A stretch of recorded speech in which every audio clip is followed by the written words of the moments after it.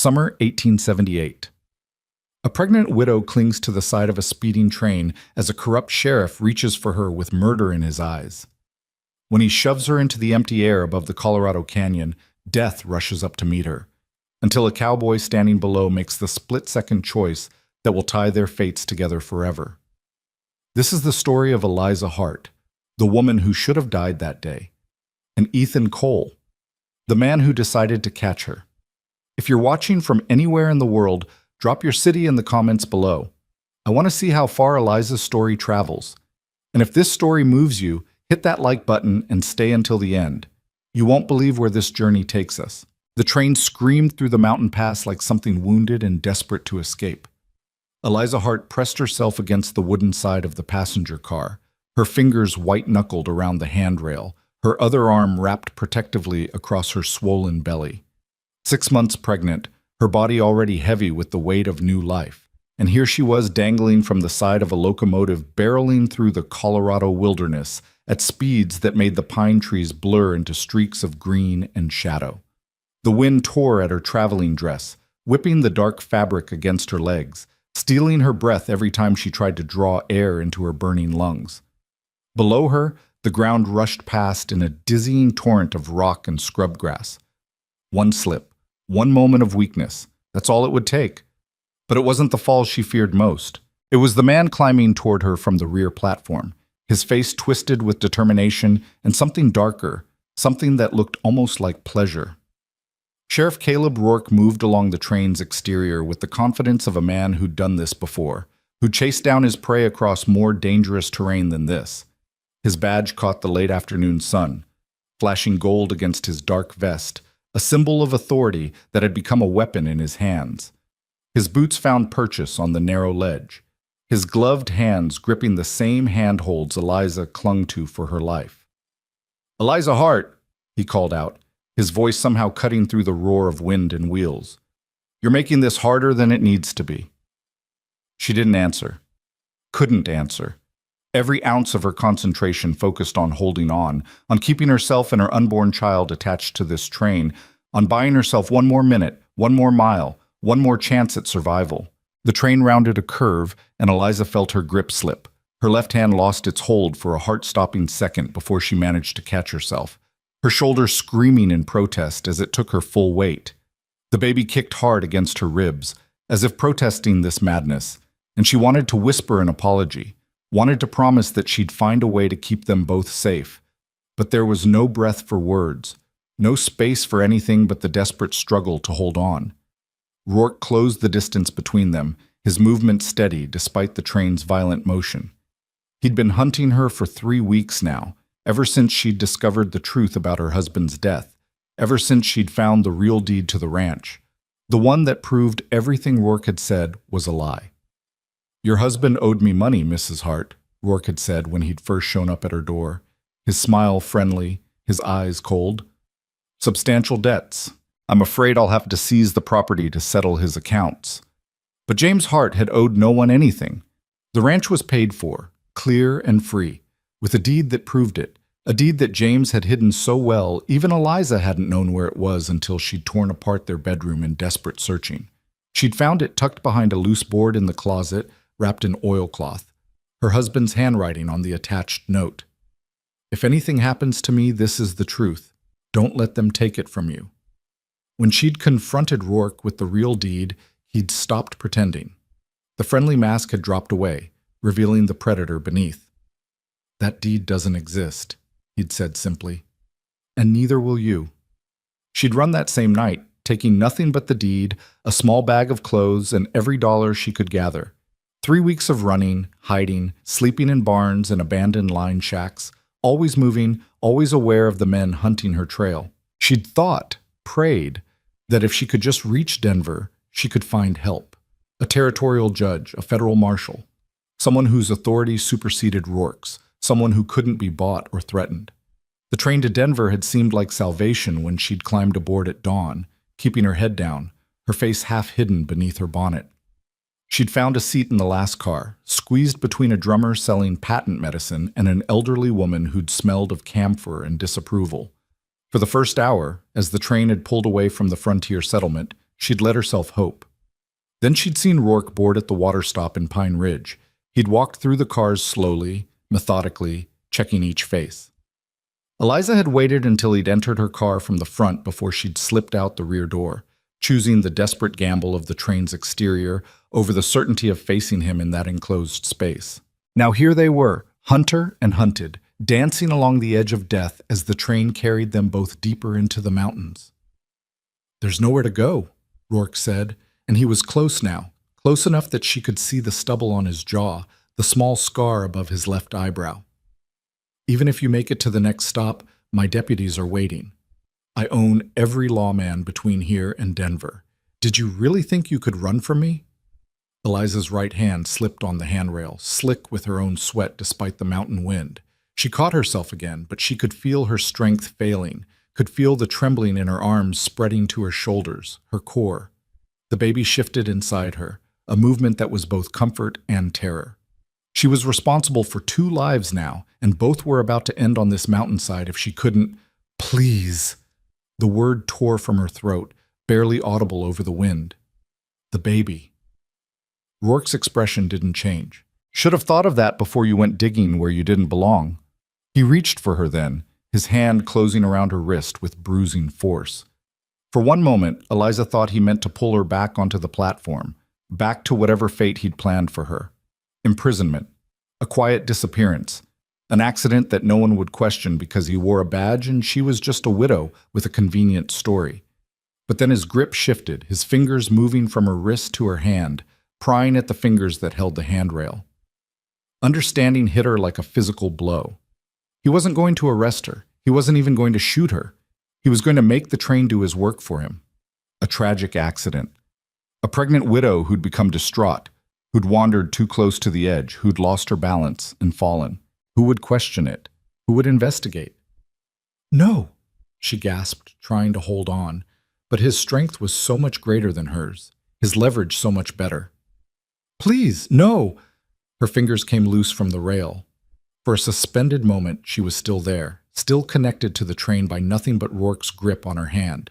His eyes met hers, and she saw no mercy in them, no hesitation. Just cold calculation and the satisfaction of a man who is about to solve a problem permanently. Then he opened his hand. Eliza fell backward into empty air, the train rushing away from her with impossible speed.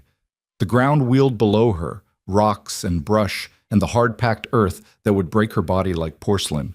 She saw the sky, brilliant blue and utterly indifferent to her death. She saw the train disappearing around the curve, Rourke already turning away because her fate was sealed, and he had no need to watch. She tried to curl her body around her belly, some instinct to protect the baby even now, even as both their lives measured out in the seconds it would take to hit the ground. She didn't scream. There wasn't time. There wasn't breath. There was only the fall and the rushing wind and the absolute certainty of death. Then something changed. Later, she would never be able to say exactly what she saw in that fraction of a second. A blur of movement, a flash of motion where there shouldn't have been any. Something rising up to meet her, but not the ground, not the rocks. Something else. The impact, when it came, wasn't the bone-shattering collision she'd braced for. It was solid, yes, hard enough to drive the air from her lungs. But there was give to it, flexibility, and warmth. The warmth of another living body. Strong arms closed around her, taking her weight, turning the deadly vertical fall into a controlled tumble. She felt them hit the ground together, felt the man, because it was a man, impossibly. A man who'd somehow been standing exactly where she'd fallen. Take the brunt of the impact with his shoulder and back, his body cushioning hers. They rolled together down the slight embankment beside the tracks, momentum carrying them through sagebrush and dust, until they came to rest in a shallow depression behind an outcropping of rock. The train's whistle screamed in the distance, already disappearing into the next valley, and then there was silence except for the wind in the pines and their ragged breathing. Eliza lay perfectly still, unable to process what had just happened. Her mind insisted she should be dead, that physics and gravity didn't allow for miraculous catches, that she'd fallen from a speeding train and should now be nothing but broken flesh and spilled blood on the mountainside. But she was breathing. Her heart was hammering in her chest with terrified life. And beneath her hands, when had she grabbed onto him, she could feel the solid warmth of a man's chest, rising and falling with his own labored breath. "Are you hurt?" His voice was rough, strained with pain or effort, but surprisingly gentle. "The baby?" She couldn't answer immediately. Her throat had closed up, shock stealing her voice. She became aware of details slowly, as if her mind needed time to accept that she was alive and could afford to notice such things. The man beneath her wore a worn leather vest over a chambray shirt. His arms were still around her, still holding her with careful strength. His heart beat strong and steady under her palm. She tried to speak, had to swallow hard and try again. "I don't know, I think we're all right." The arms around her loosened carefully, and the man shifted beneath her, moving with obvious pain. "We need to get you behind cover. That train will reach the next station in 20 minutes, maybe less. If whoever pushed you wants to make sure you're dead, they'll send men back along the tracks." The practical words, spoken in that same gentle but firm tone, cut through her shock better than any amount of sympathy would have. He was right. Rourke would want confirmation. He'd send deputies, or come himself, to verify the body. They had minutes at most. The man helped her sit up, his hands steadying her when the world tilted and swayed. She got her first clear look at him in the fading afternoon light. He was younger than she'd expected from the steadiness of his voice, perhaps 30, with sun-weathered skin and dark hair that needed cutting. His eyes were an unusual gray blue, like storm clouds over the mountains, and they studied her face with an intensity that should have been unsettling, but somehow wasn't. There was a cut above his eyebrow, bleeding sluggishly, and his left shoulder sat at an angle that suggested injury, but his focus was entirely on her. "Can you walk?" he asked. Eliza tested her legs, half expecting to find them broken, despite the impossible nature of her survival. Everything hurt, her shoulders, her back, her hands where she'd gripped the train, but nothing felt broken. The baby shifted inside her again, a rolling movement that brought tears of relief to her eyes. "Yes," she managed. "I can walk." "Good." He got to his feet, moving carefully, favoring that left shoulder. "My horse is in the trees about 100 yards north. We'll get you somewhere safe, and then you're going to tell me why a lawman just tried to murder a pregnant woman in broad daylight." He'd seen. Of course he'd seen. He'd been standing right there, watching the train pass, and he'd witnessed everything. The question was whether he'd believe her story when she told it, or whether he'd think she was some kind of criminal who'd gotten what she deserved. But he'd caught her. This stranger had seen her fall and had positioned himself to catch her, had risked his own life and body to save hers. That had to mean something. She took his offered hand, letting him help her to her feet. Dizziness washed over her, and she swayed. His hand moved immediately to her elbow, steadying her. "Easy," he said. "You just fell off a moving train. Your body's not quite convinced you're alive yet." Despite everything, the terror, the pain, the absolute impossibility of the last 5 minutes, Eliza felt a laugh bubble up in her throat. It came out half sob, edged with hysteria, but it was real. "I'm not quite convinced either," she admitted. Something shifted in his expression, a warmth that softened the hard lines of his face. "I'm Ethan Cole, and you're going to be fine, Mrs. Hart, Eliza Hart." She looked back at the empty tracks, at the space where she should have died. "And thank you. I don't know why you, thank you." "Thank me when we're somewhere safe," Ethan said. "Right now, we need to move." He was right. The shock was wearing off, and with it came the cold reality of her situation. She'd escaped Rourke, survived the fall, but she was still being hunted, still running, and now she'd dragged this stranger into the middle of her nightmare. "You should leave me," she said as they started moving toward the tree line, his hand still supporting her elbow. "Whoever's after me, they won't stop. If they find you helping me, they'll find out what it's like to face someone who fights back," Ethan interrupted, his voice calm but carrying an edge of steel. "I don't leave women to die on mountainsides, Mrs. Hart, and I sure as hell don't leave them to corrupt lawmen. So let's save the arguing for later and focus on keeping you alive right now." The trees closed around them, pine and aspen providing cover from the tracks. Eliza's legs shook with every step, adrenaline draining away and leaving exhaustion in its wake. But she kept moving, one foot in front of the other, because this man, This stranger who'd appeared exactly when she'd needed him most, expected her to. They found his horse tied in a small clearing, a sturdy bay gelding who nickered softly at their approach. Ethan moved to the saddlebags with practiced efficiency despite his injured shoulder, pulling out a canteen and a worn wool blanket. "Drink," he said, pressing the canteen into her hands. "Then we'll get you wrapped up. You're shaking." She hadn't noticed the trembling, but now that he'd mentioned it, she realized her whole body was quaking like an aspen leaf. Shock, she thought distantly. She'd read about it in her father's medical journals years ago. The body's response to trauma, the way it shut down non-essential functions to preserve what mattered most. The water was cool and clean, and she drank gratefully, feeling it settle her stomach and clear some of the cotton wool fog from her mind.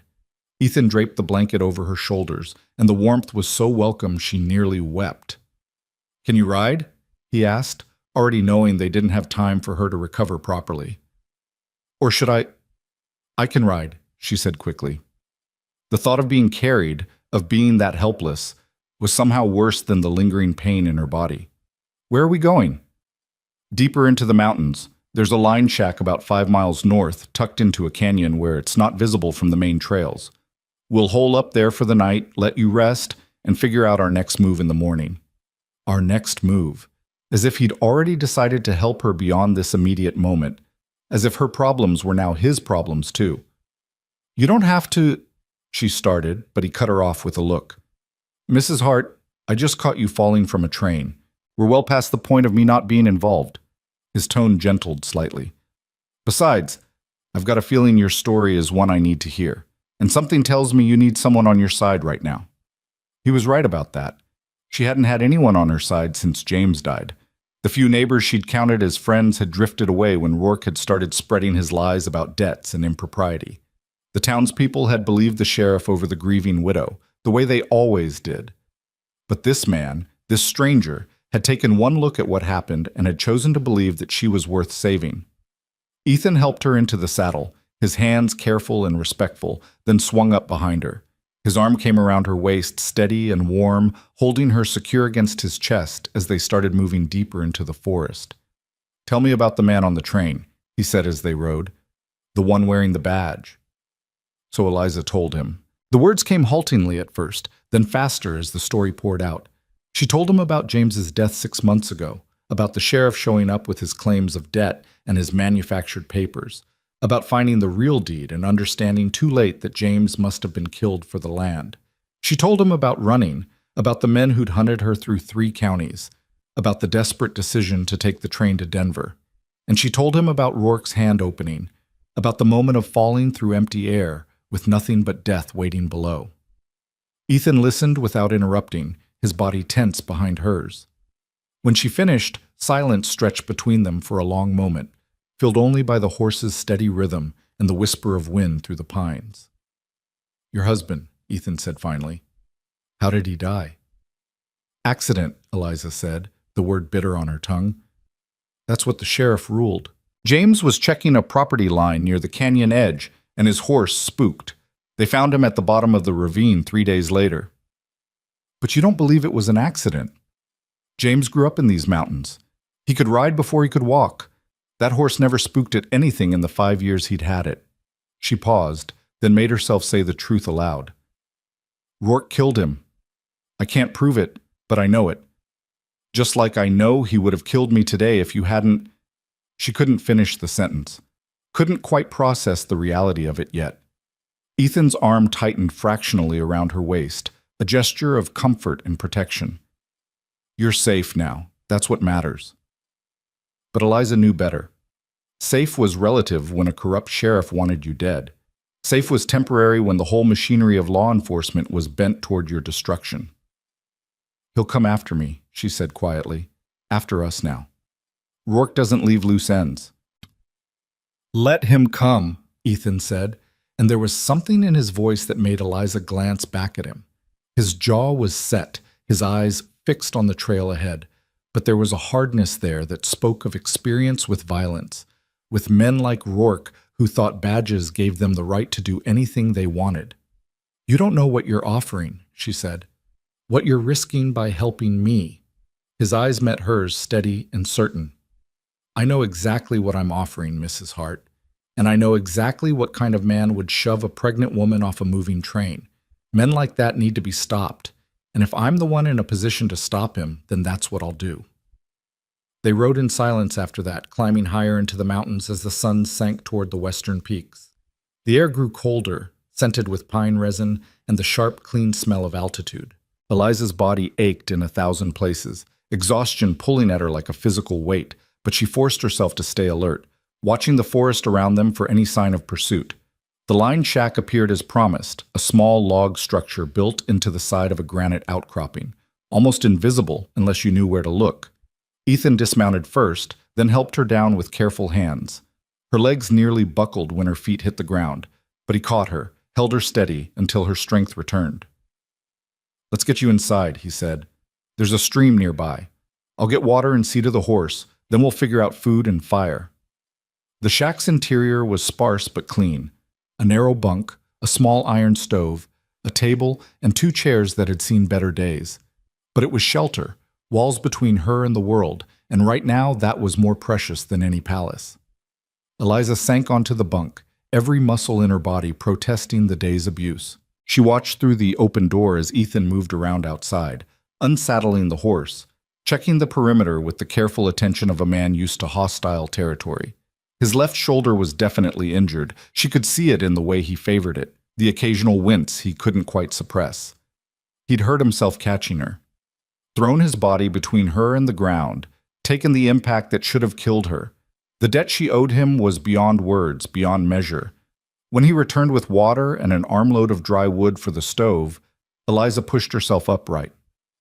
"Let me see your shoulder," she said. Ethan glanced at her, surprised. "It's fine." "It's not fine. You're hurt, and it's my fault. I've got some medical training. My father was a doctor. Let me at least look at it." For a moment she thought he'd refuse out of some stubborn masculine pride. But then he shrugged carefully, a gesture that made him wince again, and moved to sit in one of the chairs. "All right," he said. "But after that, you rest. You've been through hell today, and your body needs recovery time." Eliza moved behind him, helping him ease out of his vest and shirt. The shoulder was swollen, the muscles around it tight with strain, but when she probed carefully with her fingers, she didn't feel the telltale shift of broken bones. "Dislocated?" she asked. "Was," Ethan said. "Popped it back in place after we got clear of the tracks. Should be fine in a few days." She wanted to argue with his casual dismissal of an injury he'd taken for her sake, but exhaustion was winning the battle against her good intentions.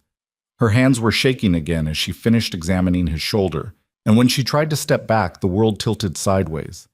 Ethan moved fast despite his injury, catching her before she could fall, guiding her back to the bunk. "Rest," he said firmly. "That's an order, Mrs. Hart." And because her body was already shutting down, because she'd been running on fear and adrenaline for so long, and there was finally, impossibly, someone else to share the burden, Eliza let herself obey. She lay down on the narrow bunk, felt Ethan drape his blanket over her, and closed her eyes against the spinning room. "Thank you," she whispered one more time, not sure if she was thanking him for catching her, for bringing her here, or for simply choosing to believe her when no one else had. She felt his hand rest briefly on her shoulder, warm and steady. "Sleep, Eliza. You're safe here, I promise." And despite everything, despite Rourke hunting her, despite the impossible circumstances, despite barely knowing this man, she believed him. She let herself sink into the darkness, trusting that when she woke, Ethan Cole would still be there, standing between her and the world that wanted her dead. Outside, the mountain wind picked up, sighing through the pines like a song or a warning. Night was falling fast, and somewhere out there Rourke would be sending men to confirm the kill. They would find the place where she'd fallen, find the marks in the dirt where Ethan had caught her, and they would know she'd survived. The hunt would continue. The danger was far from over. But for now, in this small mountain cabin with a stranger who'd chosen to become her protector, Eliza Hart was alive. She'd fallen from a speeding train into empty air with certain death waiting below, and somehow, impossibly, she'd been caught. That had to mean something. It had to mean she was supposed to survive this. That her story wasn't meant to end broken on a mountainside. That her baby was meant to be born. that somewhere ahead in the uncertain darkness of the future, there was hope. She just had to stay alive long enough to reach it. Dawn came slowly to the mountains, pale light filtering through the cracks in the cabin walls like hesitant fingers. Eliza woke to the smell of coffee and wood smoke, her body screaming protest at every small movement. For a disoriented moment, she couldn't remember where she was or why every muscle felt like it had been beaten with rocks. Then memory crashed back.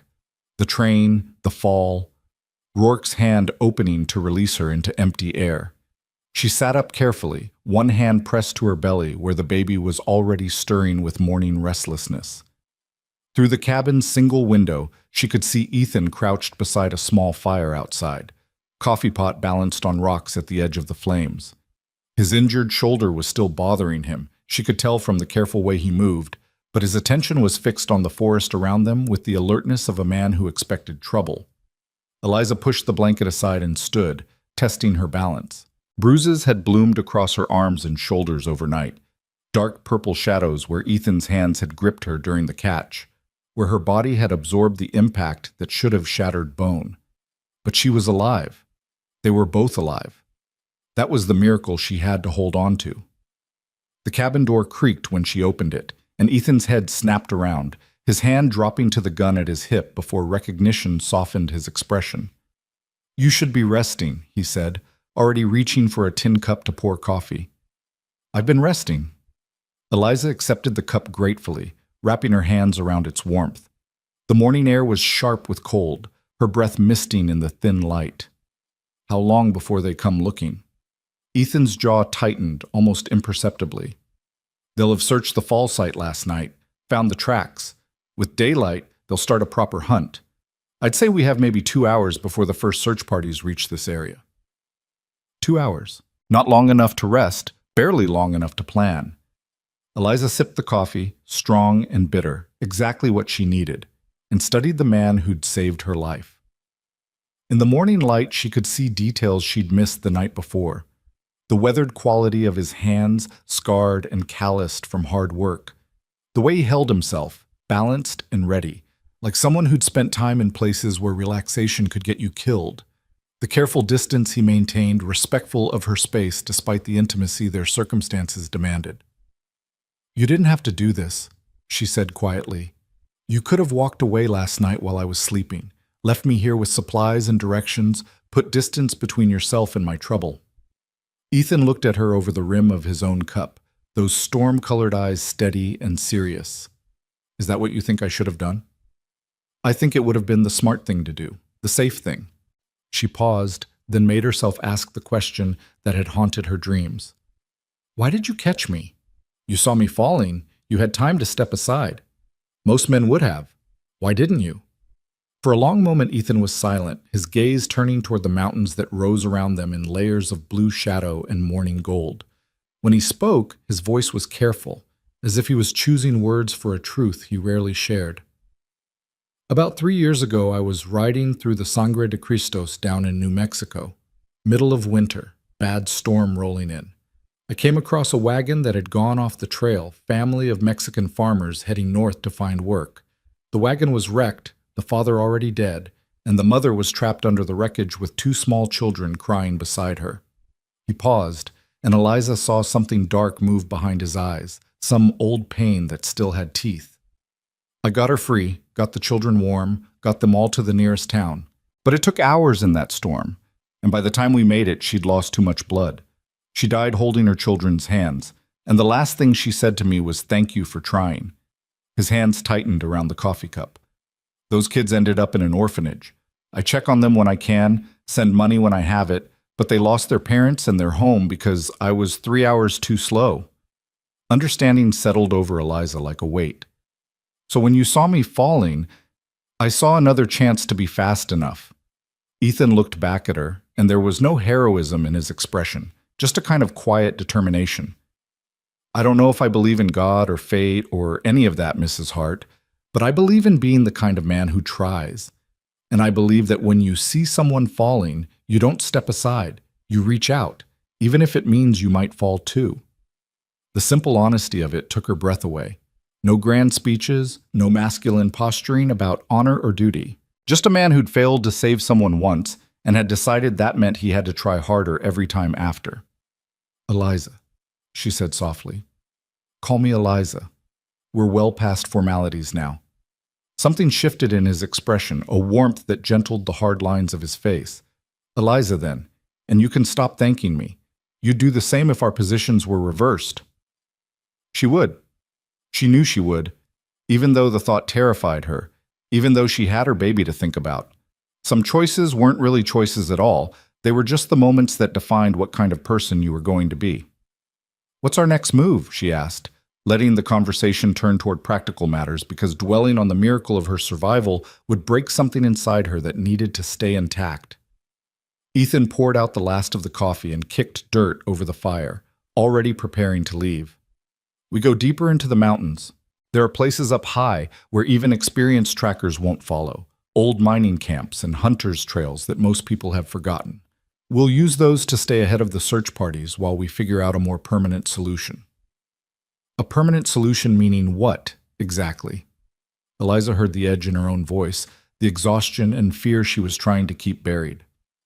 I can't run forever, Ethan. I'm 6 months pregnant. In 3 months, I'll need to be somewhere safe, somewhere with a doctor or at least a midwife. And even if I survive that long, Rourke owns every lawman in 3 counties. Where exactly am I supposed to go where his reach doesn't extend? Denver, Ethan said immediately. The Territorial Marshal's Office. Federal jurisdiction, outside of local sheriff's control. If we can get you there safely, if we can present your evidence to someone who has the authority and the backbone to stand up to Rourke, that's a lot of ifs. It's what we've got. He met her eyes squarely, not offering false comfort but not backing down either. Unless you've got a better idea. She didn't. God help her, she didn't have any ideas at all except to keep running, keep hiding, and hope that somehow she could stay ahead of Rourke long enough for the baby to be born. After that, she couldn't think past after that. One crisis at a time was all she could manage. How far to Denver? She asked. On horseback through the mountains, avoiding main roads and settlements? Ethan calculated distances in his head. 2 weeks, maybe 3. Longer if we have to keep doubling back to avoid search parties. 2 weeks. 14 days of running, of looking over her shoulder, of putting this stranger's life at risk alongside her own.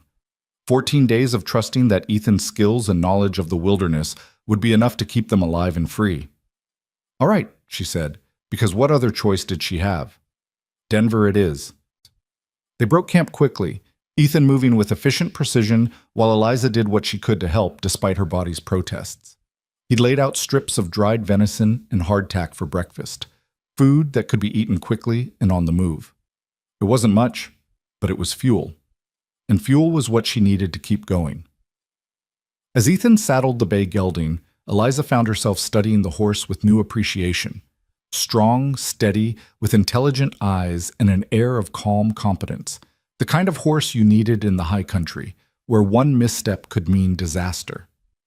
What's his name? She asked as Ethan tightened the cinch.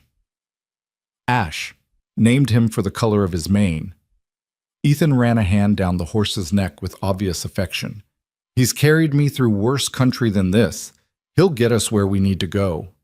Eliza stepped closer, letting Ash sniff her hand before stroking his velvet nose. Think you can manage one more passenger, boy? The horse blew warm breath across her palm, and she chose to take it as acceptance.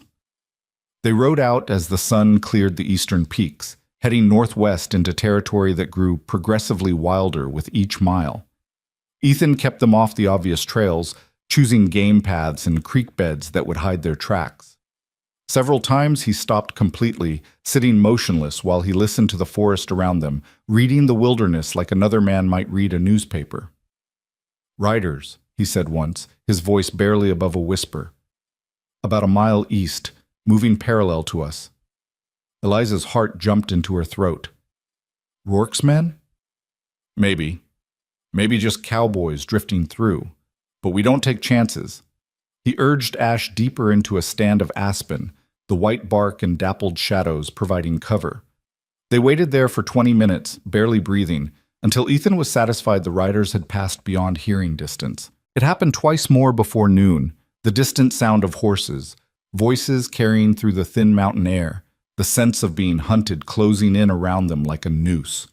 Each time they hid, waited, moved on when it was safe.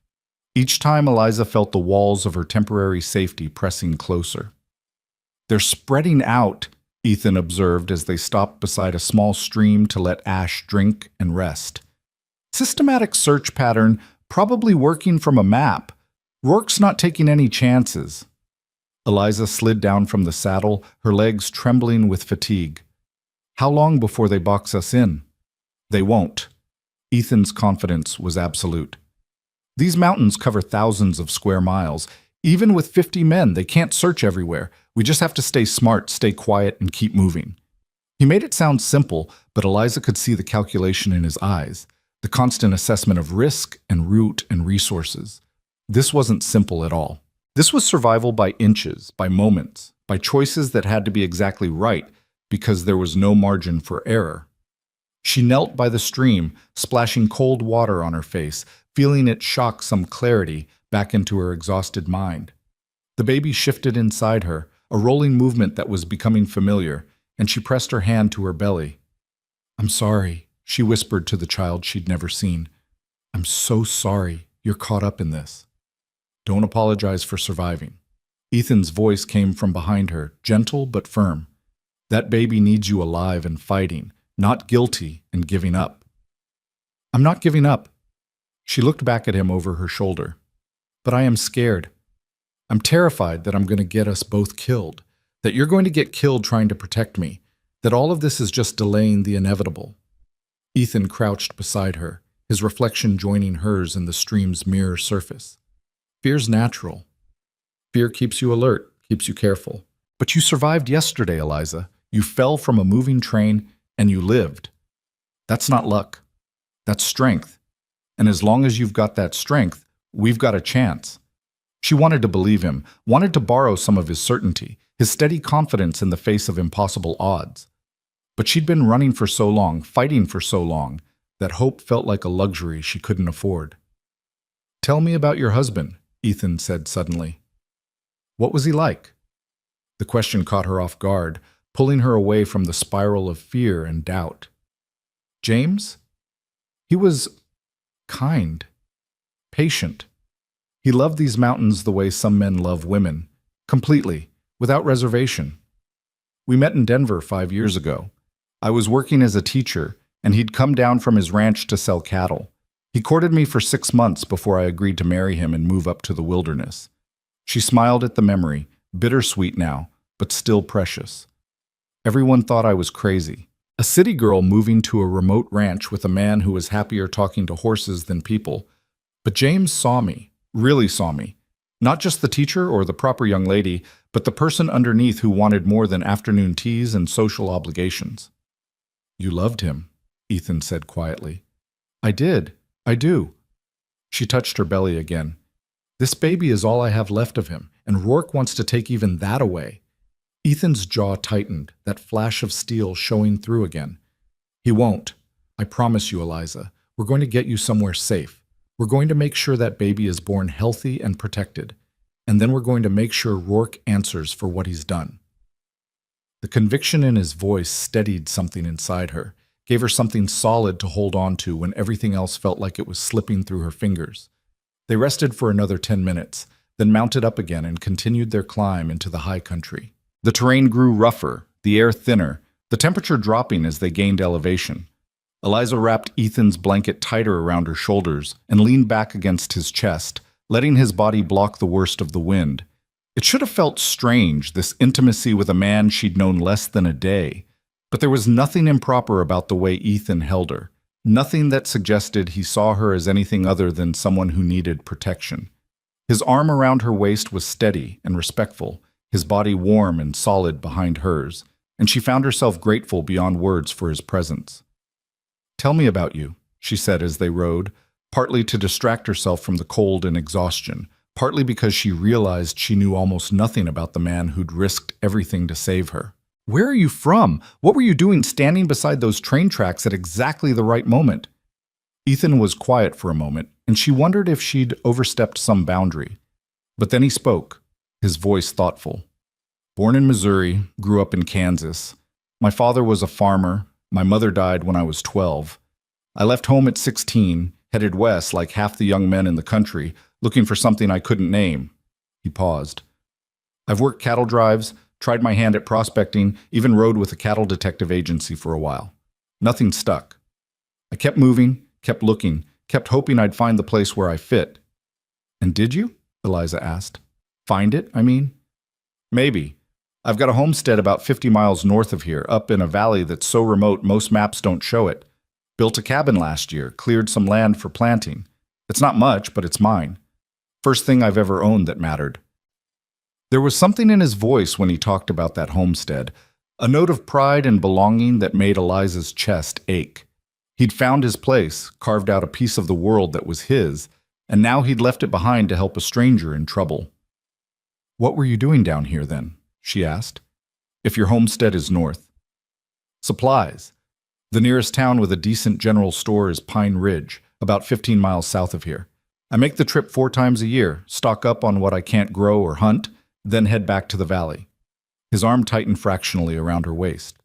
I was heading home when I heard the train coming through the pass. Something made me stop and watch. Call it instinct, call it whatever you want. I saw you fall, and I moved. Instinct, fate, providence. Whatever name you gave it, the result was the same. Ethan had been exactly where she'd needed him to be, exactly when she'd needed him most. The odds against it were staggering, but here they were. Your homestead, Eliza said carefully. Is that where we're heading? She felt Ethan shake his head behind her. Too risky. Rourke will check property records, find out who owns land in the area, send men to search any place that could offer shelter. We'll stay mobile, use the wilderness itself as our shield until we can make the final push to Denver. It made sense, but part of her mourned the loss of that possibility. A cabin, walls, a real roof overhead instead of canvas and stars. Safety, even temporary, even illusory. The afternoon wore on, shadows lengthening across the mountain slopes as they climbed higher still. They saw no more signs of pursuit, but Ethan's vigilance never wavered. He kept them moving through terrain that would discourage casual search parties, choosing paths that required skill and nerve to navigate. As the sun began its descent toward the western peaks, painting the sky in shades of amber and rose, Ethan guided them toward a rocky overhang that formed a natural shelter. We'll camp here tonight, he said, helping Eliza dismount. The overhang will hide any fire, and the rock at our backs means no one can approach without us hearing them. Eliza looked around the small space, measuring it against her exhaustion. It wasn't much, but it was better than sleeping exposed on the mountainside. And more importantly, Ethan had chosen it, which meant it was the safest option available. While Ethan tended to ash and gathered firewood, Eliza explored the shelter's confines. The overhang was deep enough to protect them from wind and rain, the ground relatively level and free of rocks. Someone had used this space before. She could see the remnants of old fires, carefully buried but still visible to trained eyes. Hunters used this spot, Ethan confirmed when he returned with an armload of dead wood. It's marked on some of the old maps, but most people have forgotten about it. We should be safe here for the night. They worked together to build a small fire, the flames carefully positioned to prevent light from showing beyond their shelter. Ethan produced more of the dried venison and some coffee, and they ate in companionable silence as darkness settled over the mountains. How are you holding up? Ethan asked finally, his eyes searching her face in the firelight. Honestly? Eliza considered lying, considered saying she was fine, that she could keep going indefinitely. But exhaustion and fear had stripped away her ability to pretend. I'm tired, she admitted, bone-deep tired. My body hurts, my mind won't stop spinning through worst-case scenarios, and I'm terrified that every sound is Rourke's men closing in. She wrapped her hands around her coffee cup, seeking its warmth. But I'm alive, and so is my baby, so I'll keep going as long as I have to. Ethan nodded slowly, respect clear in his expression. You're stronger than you think, Eliza. Most people would have given up by now. I don't have the luxury of giving up. This baby needs me to keep fighting. She paused, then asked the question that had been building all day. What happens when we reach Denver? Assuming we make it, assuming the marshal believes my story and goes after Rourke, what then? Even if Rourke is arrested, his men are still out there. His influence still extends through half the territory. How do I build a life knowing that? It was the fear that lived beneath all the others, the one that woke her in the dead of night, the knowledge that even if they won this battle, the war might never truly be over. Ethan stared into the fire for a long moment before answering. I won't lie to you. Men like Rourke have long reaches and longer memories. Even if he's arrested, there's always a chance someone loyal to him might come looking for revenge. He looked up, meeting her eyes directly. But that's true for any injustice, anytime someone stands up against corruption. If everyone let fear stop them from fighting back, men like Rourke would own the whole territory. So I spend the rest of my life looking over my shoulder? Maybe. Or maybe you build something strong enough, surround yourself with people loyal enough, that looking over your shoulder becomes habit, but not prison. He poked at the fire with a stick, sending sparks spiraling into the darkness. My father used to say that courage isn't the absence of fear. It's deciding that something matters more than your fear. Your baby matters more. Your husband's memory matters more. Your own right to live free matters more. The simple wisdom of it settled over Eliza like a blanket. She'd been so focused on survival, on the immediate threat, that she'd lost sight of why she was fighting in the first place. Not just to stay alive, but to reclaim the life that Rourke had tried to steal from her. To raise her child in a world where corrupt men didn't get to rewrite truth and justice to suit their greed. Thank you, she said quietly, for not pretending this will be easy, for not offering false comfort. You deserve better than pretty lies, Ethan replied. You deserve someone who'll tell you the truth and stand beside you anyway. The words hung in the air between them, weighted with meaning that Eliza wasn't quite ready to examine. She barely knew this man, and yet he'd already shown her more loyalty and honesty than people she'd considered friends for years. It was humbling and unsettling in equal measure. The fire burned low as the night deepened, cold seeping into their shelter despite the flames. Ethan arranged their blankets to create a sleeping area, maintaining careful distance while ensuring they could share warmth without impropriety. Get some rest, he said, settling himself between her and the open side of the shelter. I'll keep watch for a while, then wake you if I need to sleep. Eliza wanted to protest, wanted to insist on taking a watch herself, but exhaustion was already dragging her down into darkness. She wrapped herself in the blankets, feeling the baby settle and still inside her, and let her eyes close. Sleep came in fits and starts, broken by dreams of falling and the sound of distant horses. Each time she jerked awake, heart pounding, she found Ethan's silhouette outlined against the stars, solid and watchful and real. Each time, she let that presence pull her back under, trusting in a way she hadn't trusted anyone since James died. When she woke to find pale dawn light filtering into their shelter, Ethan was still awake, his eyes red-rimmed with exhaustion, but his attention still fixed on the forest around them. You didn't sleep at all, she said, guilt rising sharp and immediate. I slept enough. He moved stiffly, his injured shoulder clearly bothering him more than he wanted to admit. We need to move. I heard riders about an hour before dawn, maybe 2 miles south. They're still searching, still closing the net. The fear came rushing back, pushing aside the brief peace of sleep. Eliza forced herself upright, her body protesting but obeying. They broke camp quickly, covering all traces of their presence with the thoroughness of hunted animals. As they rode out into the breaking day, Eliza felt the weight of their situation settle more heavily on her shoulders. They'd survived one night, but how many more lay ahead? How long could they keep running before exhaustion or luck or simple mathematics caught up with them? She didn't have answers.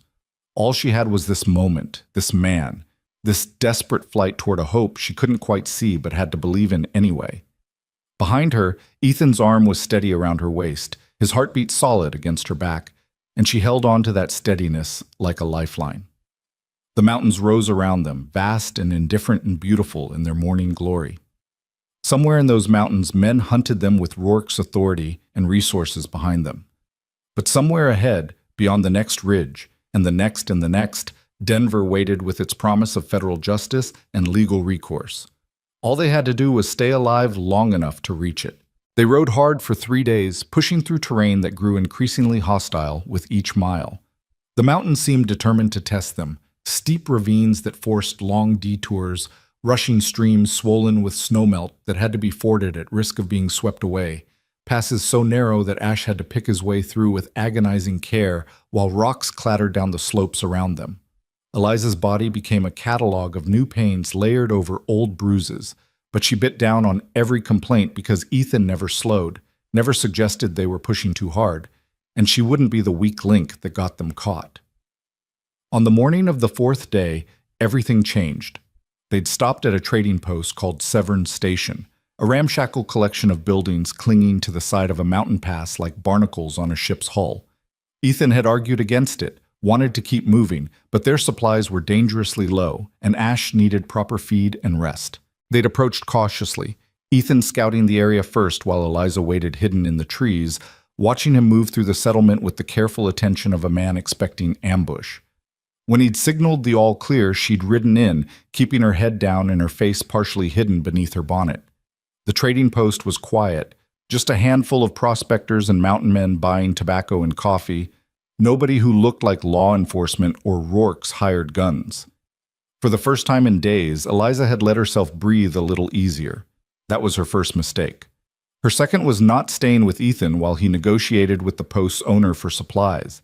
She'd needed the privy, a basic human requirement that pregnancy made more urgent, and the outhouse stood behind the main building, out of sight but close enough that she'd thought it safe. She'd excused herself, made her way around the corner, and was returning when she heard the horses. 6 riders coming up the pass road at a hard gallop, dust rising behind them like a warning. Eliza froze, pressed herself against the trading post's back wall, and watched through a gap in the boards as they pulled up in front of the main entrance.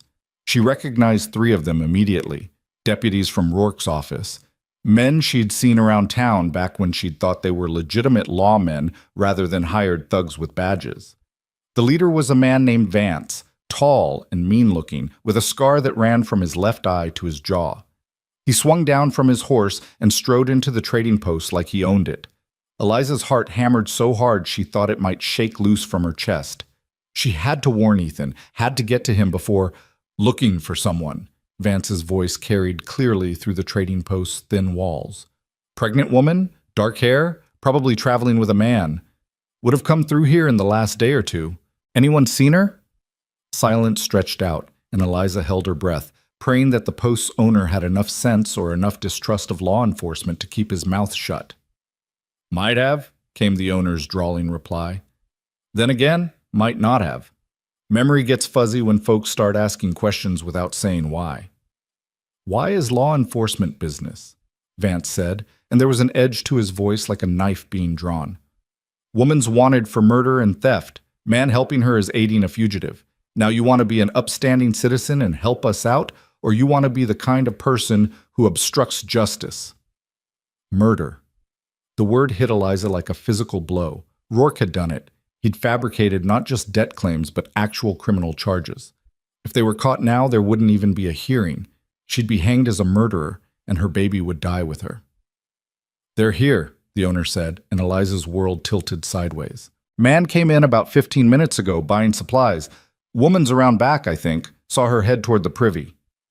Terror and betrayal flooded through her in equal measure. The owner had seemed decent enough, gruff but fair, but apparently decent didn't extend to protecting fugitives, not when 6 armed men were asking questions. Show me, Vance ordered. Eliza ran.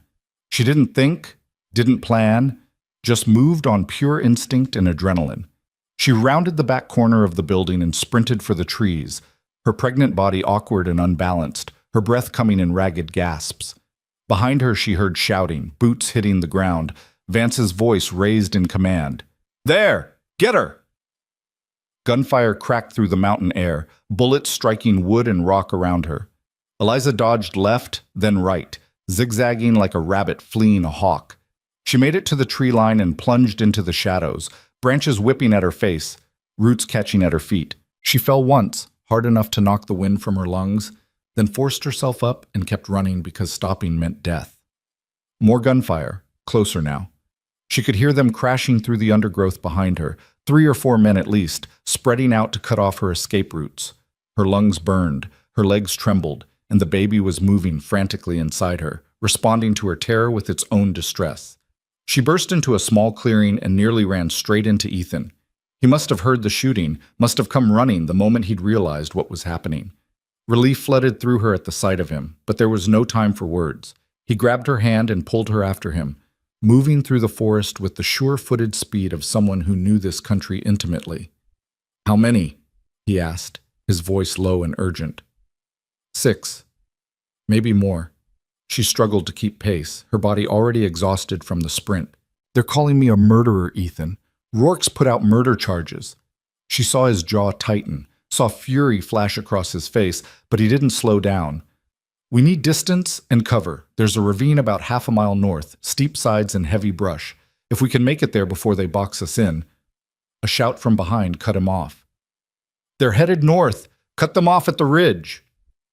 The pursuit had spread out, voices calling to each other through the trees, coordinating their attack with the efficiency of men who'd done this before. Eliza's lungs were screaming now, her vision starting to blur at the edges, but she forced herself to keep moving because the alternative was unthinkable.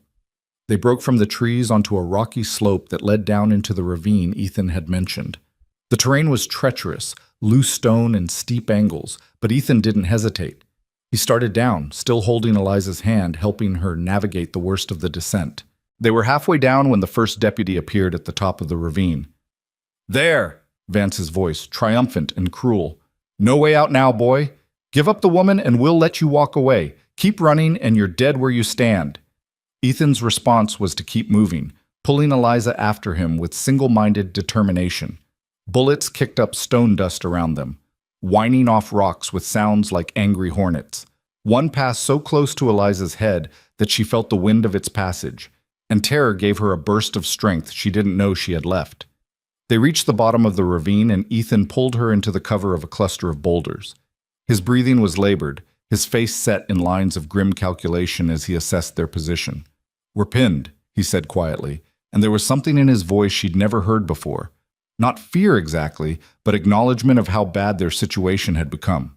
"They've got the high ground and enough men to keep us trapped until more arrive." "Then we fight," Eliza said, though she had no weapon, no way to contribute to any fight. "We don't give up." Ethan looked at her, and something shifted in his expression. "I need you to listen to me very carefully. There's a game trail that runs along this ravine, stays low and hidden most of the way.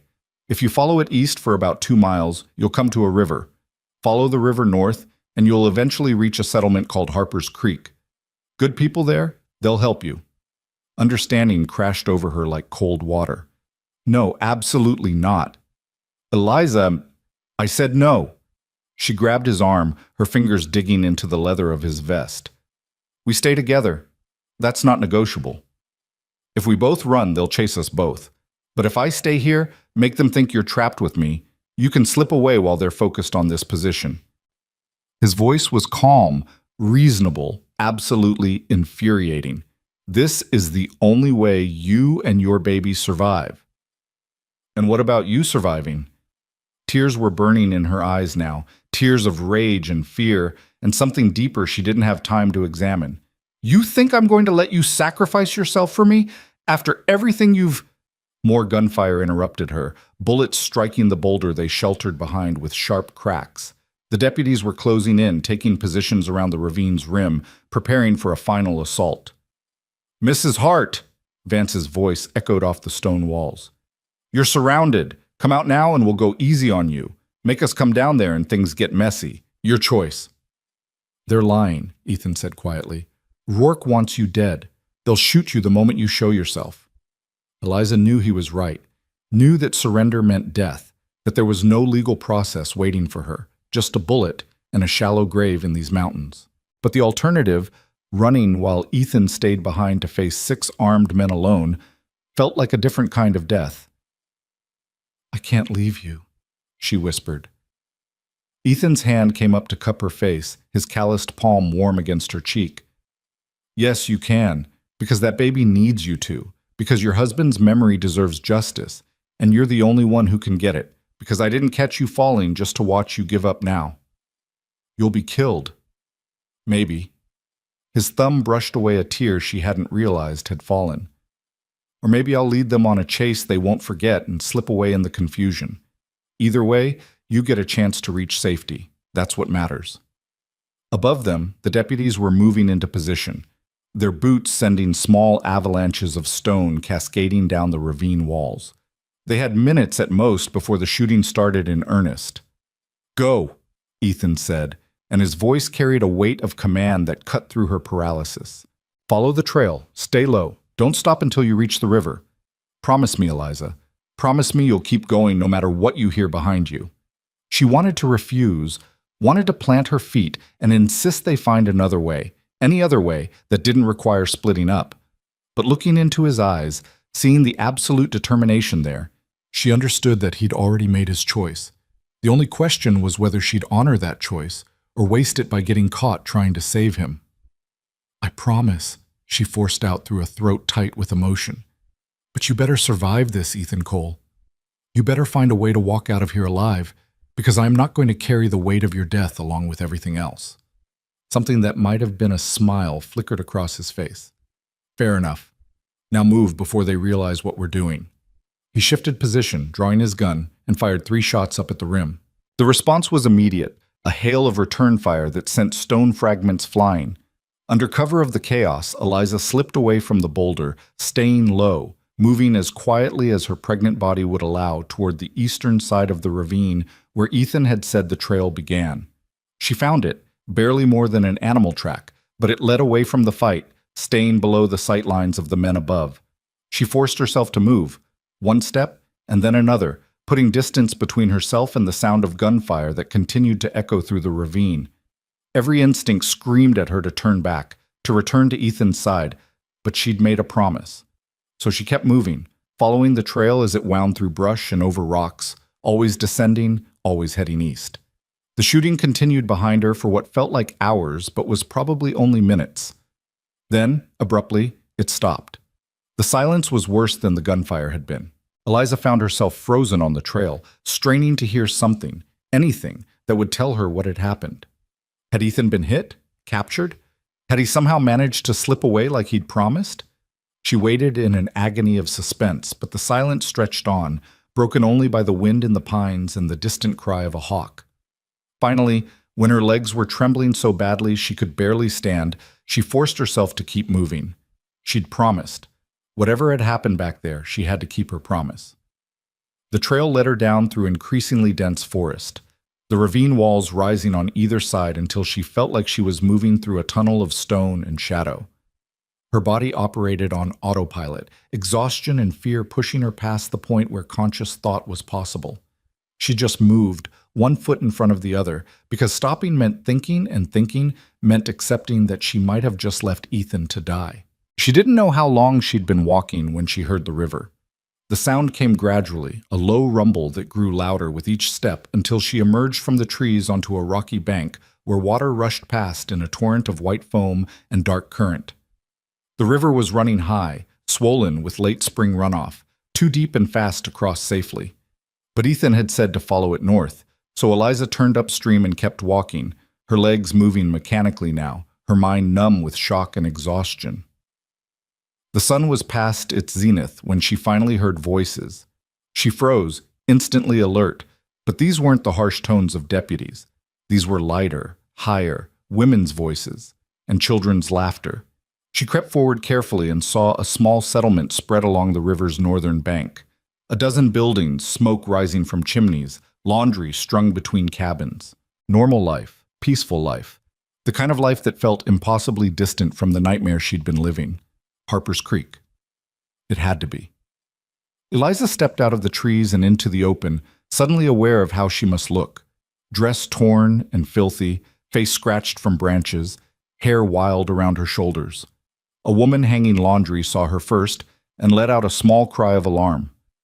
Within moments, people were gathering, emerging from buildings with expressions ranging from concern to suspicion. "Help!" Eliza managed, and then her legs gave out entirely. She felt herself falling, felt strong hands catch her before she hit the ground, felt the world tilt and fade around the edges. "Get Doc Brennan," someone said urgently. "And someone fetch Sarah. This woman's pregnant." The voices blurred together, becoming a distant wash of sound as darkness pulled at Eliza's consciousness. She tried to fight it, tried to stay alert because these were strangers, and she still wasn't safe, but her body had reached its limit. The last thing she heard before the darkness took her completely was a woman's gentle voice saying, "You're safe now, dear. Whatever you're running from, you're safe here." When Eliza woke, she was lying on a soft bed in a small room that smelled of lavender and wood smoke. Sunlight streamed through a window, painting patterns on a handmade quilt that covered her. For a disoriented moment, she thought she was back in her own cabin, that the last weeks had been nothing but a nightmare, that she'd wake fully and find James making coffee in the kitchen. Then memory crashed back and grief hit her so hard she gasped with it. "Easy now." A woman appeared in the doorway, middle-aged with kind eyes and capable hands. "You gave us quite a scare collapsing like that. I'm Sarah Brennan. My husband's the closest thing to a doctor we have out here. He looked you over while you were unconscious. I hope you don't mind, but we needed to make sure you and the baby were all right." "The baby?" Eliza's hand flew to her stomach, panic rising sharp and immediate. "Is fine," Sarah assured her quickly, moving to sit on the edge of the bed. "Strong heartbeat, good movement. Whatever you've been through, that little one is a fighter." Relief made Eliza's eyes burn with tears. "Thank you. How long was I unconscious?" "About 3 hours. It's mid-afternoon now. My husband says you were suffering from exhaustion and dehydration more than anything else. A few days of rest and decent food, and you'll be much stronger." Sarah paused, her expression becoming more serious. "You want to tell me what brought you stumbling out of the forest looking like you'd been chased by demons?" Eliza's first instinct was to deflect, to make up some harmless story that wouldn't involve these kind people in her troubles. But looking at Sarah's face, seeing the genuine concern there, she found herself too tired for lies. "I'm being hunted," she said quietly, "by a corrupt sheriff who wants me dead so he can steal my land. I've been running for weeks and Her voice broke. "The man who was helping me, he might be dead. He stayed behind so I could escape, and I don't know if he—" "Hush now." Sarah's hand was warm on Eliza's shoulder, grounding and real. "First things first. You're safe here. We're 3 days' ride from the nearest sheriff's office, and we don't much care for law enforcement in Harper's Creek. Half the people here came west to escape one kind of trouble or another. We take care of our own, and if you need protecting, you'll have it." The simple declaration of solidarity made something crack open in Eliza's chest. She'd been alone for so long, carrying the weight of survival by herself, that the offer of help felt almost unreal. "The man who helped me," she said urgently. "His name is Ethan Cole. If he comes looking for me, if he somehow made it out—" "We'll watch for him," Sarah promised. "And if he arrives, we'll bring him straight to you. But right now, you need to focus on recovery. You've been pushing yourself too hard for too long. Your body needs rest, and that baby needs you healthy." She was right, Eliza knew. The exhaustion went bone deep, the kind of tired that sleep alone couldn't cure. But rest felt impossible when she didn't know Ethan's fate, when every moment that passed without word could mean he was lying dead in that ravine. Sarah seemed to read her thoughts. "I'll send some of our men back along the river trail. If your friend is out there, they'll find him. But you need to sleep. Let your body heal. Can you do that?" Eliza wanted to refuse, wanted to demand they search immediately, but the bed was so soft and her body so heavy that staying awake felt like swimming against an impossible current. "If he comes," she managed as sleep pulled at her again, "tell him I kept my promise." "I will," Sarah said softly. Darkness rose up to claim her again. But this time it was gentler, less like drowning, and more like finally letting go of a weight she'd been carrying too long. She sank into it gratefully, trusting, because she had no other choice, that she'd wake to better news than the nightmares her mind conjured as she fell. When consciousness returned again, the light through the window had shifted to the deep gold of late afternoon. Eliza lay still for a moment, taking inventory of her body. The aches were still there, but duller now, manageable. The baby was moving, a gentle rolling that felt almost like reassurance. She was alive. They were both alive. That had to count for something. She sat up carefully and found a dress laid out on a chair beside the bed. Simple cotton, well-worn, but clean. Her own torn and filthy traveling dress was gone, probably beyond salvaging. The kindness of the gesture, the assumption that she'd need fresh clothing, and the provision of it without asking, brought fresh tears to her eyes. Eliza dressed slowly, her body protesting every movement but obeying. She found a brush on the small table and worked through her tangled hair until it was manageable, then braided it simply and secured it with a ribbon someone had left beside the brush. Small acts of normalcy, of civilization, that felt almost transgressive after weeks of running. When she emerged from the bedroom, she found herself in a larger room that served as kitchen and living space combined. Sarah was at the stove, and the smell of something cooking made Eliza's stomach clench with sudden fierce hunger. "You're up," Sarah said with a smile. "Good timing. Stew's almost ready, and you need to eat. You're thin as a rail." Eliza sank into one of the chairs at the table, letting Sarah bustle around serving up bowls of thick stew rich with meat and vegetables. The first bite was revelation. Her body had been running on hardtack and dried meat for so long that real food felt like a blessing. "Did your men?" she started, then couldn't finish the question. Sarah's expression gentled. "They're out looking now. Been gone about an hour. If there's anyone to find, they'll find them." If there's anyone to find. The careful phrasing made Eliza's chest tighten, but she forced herself to keep eating because the baby needed the nourishment, even if she felt sick with worry. They were halfway through the meal when the sound of horses approaching made them both freeze. Sarah moved to the window, peering out carefully before her posture relaxed. "It's just our men," she said. "Looks like they found something." Eliza was on her feet and out the door before Sarah could stop her, heedless of propriety or caution. 3 riders were approaching the cabin, and between 2 of them, slumped and clearly injured but alive, rode Ethan Cole. The relief that flooded through her was so intense it nearly drove her to her knees. She ran forward, stumbling in the borrowed dress, and reached his horse just as the men were helping him dismount. "I'm all right," Ethan said, his voice rough but steady. "Took a bullet in the leg, lost some blood, but I'm all right." Up close, Eliza could see that all right was relative. His left leg was crudely bandaged, blood seeping through the fabric. His face was pale beneath the weathering, his mouth tight with pain, but his eyes were clear when they met hers, and alive with something that looked like relief matching her own. "You kept your promise," he said, and there was approval in his tone, and warmth, and something deeper she didn't have time to name. "So did you," she replied, and then the world blurred as tears she'd been holding back for hours finally broke free. "You stupid, reckless, impossibly brave man. You could have been killed." "But I wasn't." His hand found hers, squeezed gently. "We're both alive, Eliza. That's what matters." The men helped Ethan inside, Sarah taking command with the brisk efficiency of someone used to dealing with injuries. She had him settled on a bed and was examining his wound before Eliza's hand stopped shaking enough to be useful. "Bullet went clean through," Sarah announced. "That's good. No fragments to dig out. But he's lost blood and that leg needs proper care if we want to avoid infection." "I can help," Eliza said immediately. "My father was a doctor. I've assisted with worse injuries than this." Sarah looked at her appraisingly, then nodded. "All right then, let's get to work." They worked together through the evening, cleaning the wound, applying poultices, binding it properly. Ethan bore it all with gritted teeth stoicism, refusing the whiskey Sarah offered for the pain until Eliza insisted. "Don't be a hero," she told him firmly. "You've already proven yourself brave enough. Take the damn whiskey and let it help." That almost smile flickered across his face again. "Yes, ma'am." When they'd done everything they could, Sarah left them alone with instructions for Ethan to rest and Eliza to call if anything changed. The room fell quiet except for the pop and crackle of the fire Sarah had built in the small stove.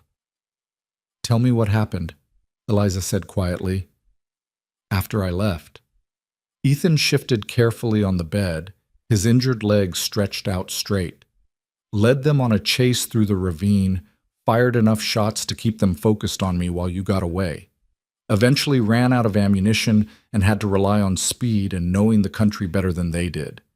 He paused, his expression darkening. "They gave up after about an hour. Guess they figured one of us was better than neither, and you were the real prize. But not before one of them got lucky with a shot." "You were alone and injured in the wilderness for hours," Eliza said, horror and guilt warring in her chest. "You could have died." "Could have. Didn't." His hand found hers again, and she realized she'd moved to sit beside the bed without consciously deciding to. I told you I'd find a way to survive, and I meant it. Besides, I made you a promise too. Said I'd get you somewhere safe, and here we are." "Here we are," Eliza echoed, looking around the small room, this temporary haven that felt impossibly precious after everything they'd been through. "What happens now?" "Now you rest and recover. Let these good people help you while my leg heals enough to travel." Ethan's thumb moved in small circles on the back of her hand, absent and comforting. "Then we finish what we started. Get you to Denver, get your testimony to someone with real authority, and make sure Rourke answers for everything he's done." It sounds so simple when you say it like that. It's not simple at all, but it's necessary. His eyes held hers, serious and unwavering. Justice isn't always easy, Eliza. Sometimes it requires patience and pain and more courage than seems fair, but you've got all of those things in abundance. She wanted to argue, to tell him she didn't feel brave or patient or strong enough for what lay ahead, but the words wouldn't come, because in this moment, sitting beside this man who'd risked everything for her, she almost believed him. Outside, night had fallen completely, and Harper's Creek settled into quiet domesticity. For the first time in weeks, Eliza let herself feel safe. Temporary, conditional safety perhaps, but real nonetheless. Tomorrow would bring new challenges, new fears, new obstacles to overcome. But tonight, they were alive and together and sheltered, and that would have to be enough. They stayed in Harper's Creek for 9 days while Ethan's leg healed enough to travel. 9 days that felt both too long and not nearly long enough, suspended time where Eliza could almost pretend they'd found sanctuary instead of just another temporary refuge. The settlement wrapped around them like a protective cocoon, its people asking few questions and offering much help, the kind of frontier hospitality that recognized desperation when it saw it and responded with practical kindness. Sarah Brennan proved to be more than just a capable nurse. She was the unofficial heart of Harper's Creek, the person everyone turned to when trouble arrived or decisions needed making. She kept Eliza fed and rested, monitored the baby's progress with experienced hands, and never once asked for details about the trouble that had driven them here. Her husband, Doc Brennan, was cut from the same cloth, gruff and taciturn, but skilled enough that Ethan's wound healed cleanly with no sign of infection. On the third day, when Ethan was finally able to walk with a crutch Doc had fashioned from a sturdy branch, he insisted on joining Eliza outside. They sat on the porch of the cabin Sarah had given them, watching the settlement's daily rhythms unfold around them. Children played in the dirt street, women tended gardens, men worked at various trades, blacksmithing, carpentry, tanning.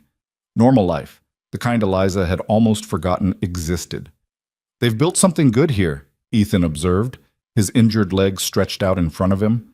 "Remote enough that law enforcement doesn't bother them, close enough to trading routes that they can get supplies. Smart placement."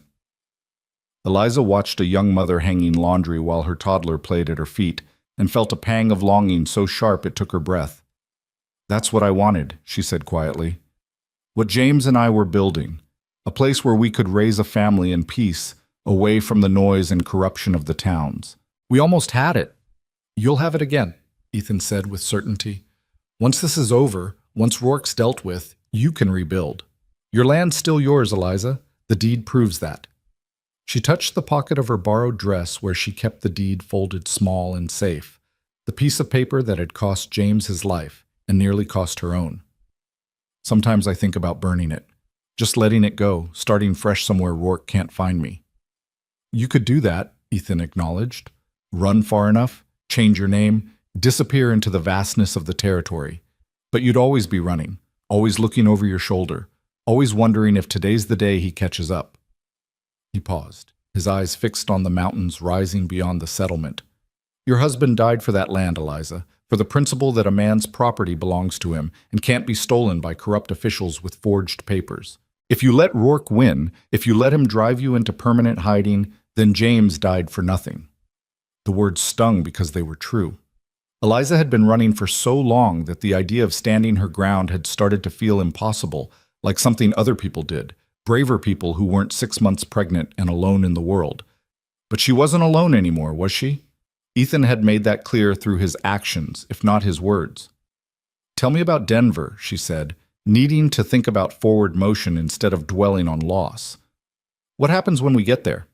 Ethan shifted his weight, wincing as the movement pulled at his healing wound. We go to the territorial marshal's office. Federal jurisdiction, outside of local sheriff's control. I know a man there, Marshal Henry Garrett, served with him during the range wars down in New Mexico. He's honest, which is rare enough in law enforcement, and he's got the authority to investigate territorial crimes. If we can get your story and your evidence to him, he can launch an official inquiry into Rourke's activities. And if Rourke has reach even into Denver, if he's bought influence there too? Garrett can't be bought, Ethan said flatly. I'd stake my life on that. But even if I'm wrong, even if corruption runs deeper than I think, we'll have gotten your testimony on record. Once it's documented officially, once there's a federal paper trail, it becomes much harder for Rourke to make you disappear quietly. It was a plan, at least. Better than running aimlessly, better than hiding indefinitely. But 9 days of relative safety had given Eliza too much time to think about everything that could go wrong, all the ways this could end with her and her baby dead, and Rourke walking away unpunished. I'm scared, she admitted, the words coming easier than they would have weeks ago. I'm terrified that we'll get all the way to Denver just to find out that justice is an illusion, that men like Rourke really do own the whole territory. Ethan's hand covered hers where it rested on the porch railing, warm and steady and real. Fear's reasonable. Fear means you understand the stakes, but don't let it paralyze you. We've come too far, survived too much to stop now. They sat in silence for a while, hands linked, watching the settlement's peaceful rhythms. Eliza found herself memorizing this moment, the weight of Ethan's hand on hers, the afternoon sun warm on her face, the sound of children's laughter drifting on the breeze. If everything went wrong in Denver, if this was as close to peace as she'd get before the end, she wanted to remember it clearly. On the 7th day, a rider came through Harper's Creek with news that sent ripples of alarm through the settlement. A large group of armed men had been spotted 2 days' ride south, asking questions in every settlement and trading post, showing sketches of a pregnant woman and offering substantial rewards for information. Rourke's not giving up, Sarah said grimly when she brought the news to Eliza and Ethan. He's putting serious resources into finding you.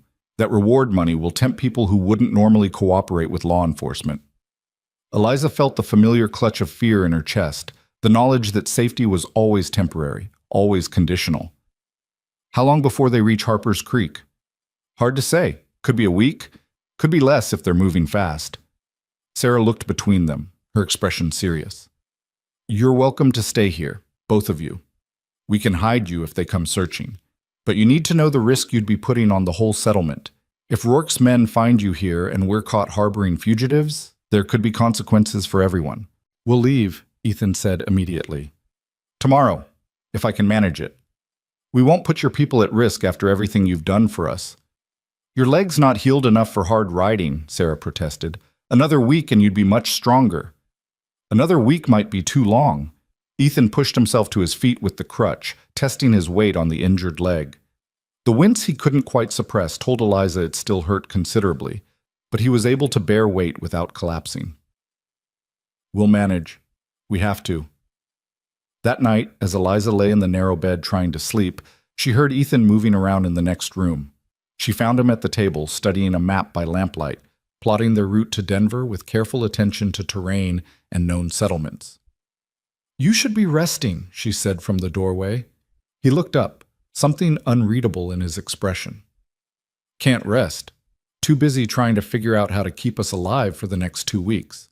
Eliza moved into the room, settling into the chair across from him. Can I help? Maybe. He turned the map so she could see it clearly. We've got 2 basic options. We can take the direct route to Denver, faster but more exposed, uses main trails where we're more likely to encounter search parties.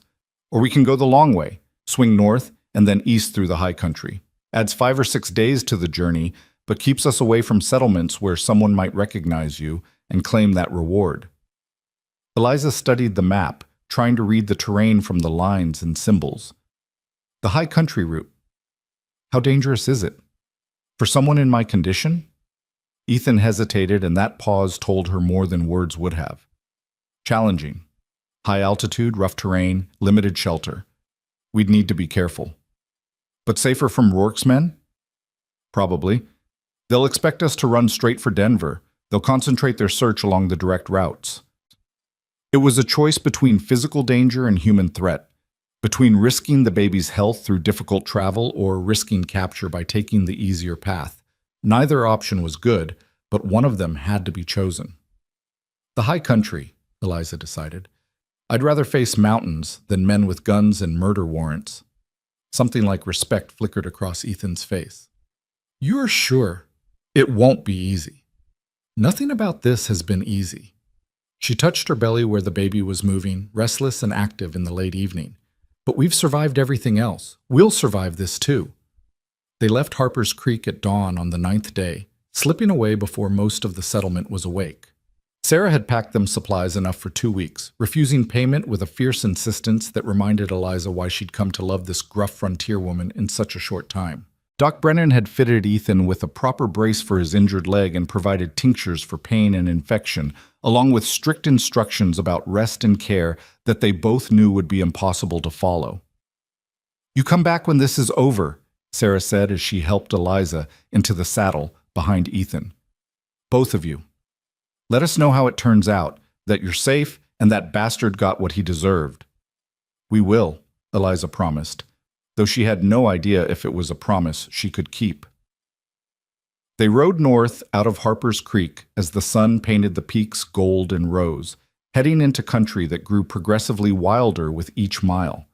Ethan had borrowed a better horse from one of the settlement's men, a sturdy roan mare named Dancer, who moved with more confidence than poor Ash had possessed. The gelding had been left in Harper's Creek to recover from their flight, with Ethan's promise to return for him when circumstances allowed. The first day's travel was manageable, following established trails through forested valleys where the air smelled of pine and wildflowers. But as they climbed higher on the second day, the terrain turned hostile. The trails narrowed to barely more than game paths, winding along cliff edges where one misstep would mean a fatal fall. The air grew thin enough that both of them struggled to breathe, and the baby's movements became more agitated, responding to Eliza's labored respiration. We need to stop, Ethan said when Eliza's breathing became alarmingly ragged. Let your body adjust to the altitude. They made camp in a small depression sheltered by rocks, and Eliza lay still while her lungs struggled to process air that felt insufficient, no matter how deeply she breathed. Ethan sat beside her, his hand resting lightly on her shoulder, his presence steadying even when she felt like she was drowning in atmosphere too thin to sustain life. Breathe slowly, he said quietly. Don't panic. Your body will adapt. Just give it time. Time felt like a luxury they couldn't afford, but Eliza forced herself to relax, to let her breathing slow and deepen until the desperate gasping eased into something more sustainable. The baby's movements calmed as her body adjusted, and gradually the panic receded. Better? Ethan asked after about an hour. Better, she confirmed, though her head still ached and her chest felt tight. Can we make Denver if the whole journey is like this? The altitude will get worse before it gets better. We've got one more pass to cross, probably the highest point of the whole route. After that, we start descending and the air gets easier again. He paused, his eyes searching her face with concern. But if this is too much, if you need to turn back... No. The word came out sharper than she'd intended. We keep going. I'll manage. They traveled for 6 more days through country that tested them in ways Eliza hadn't imagined possible. The altitude made every movement feel like wading through water, exhausting and slow. The nights were brutally cold, frost forming on their blankets even in late spring. Twice they were caught in sudden storms, rain turning to sleet that left them shivering and soaked. Food was scarce in the high country, game avoiding the exposed peaks, and their supplies dwindled faster than Ethan had calculated. Through it all, Ethan's leg continued to heal but never quite stopped hurting. Eliza could see it in the careful way he moved, the occasional grimace when he thought she wasn't watching. They were both pushing their bodies past reasonable limits, both running on determination when strength had long since run out. On the morning of the 15th day since leaving Harper's Creek, they crested the final pass and looked down on the eastern slope where Denver lay somewhere in the distance, still days away but finally within reach. The sight of lower elevations, of the promise of easier travel ahead, brought tears to Eliza's eyes. "We're going to make it," she said, and for the first time she truly believed it. "We are," Ethan agreed, and there was satisfaction in his voice, the sound of a man who'd made a promise and was on the verge of keeping it. They started their descent that afternoon, and with each mile the air grew thicker, breathing became easier. Strength returned to Eliza's exhausted body. The baby's movements became more regular again, strong kicks and rolls that felt like celebration. They camped that night in a stand of aspen at a lower elevation than they'd seen in over a week, and the relative warmth felt like paradise. 3 more days, Ethan said as they shared their meager dinner beside a small fire. "Maybe 4. Then we reach Denver." "And then what?" Eliza asked. "We walk into the marshal's office and hope he believes us? Hope that Rourke hasn't somehow gotten to him first? We present your evidence. We tell your story.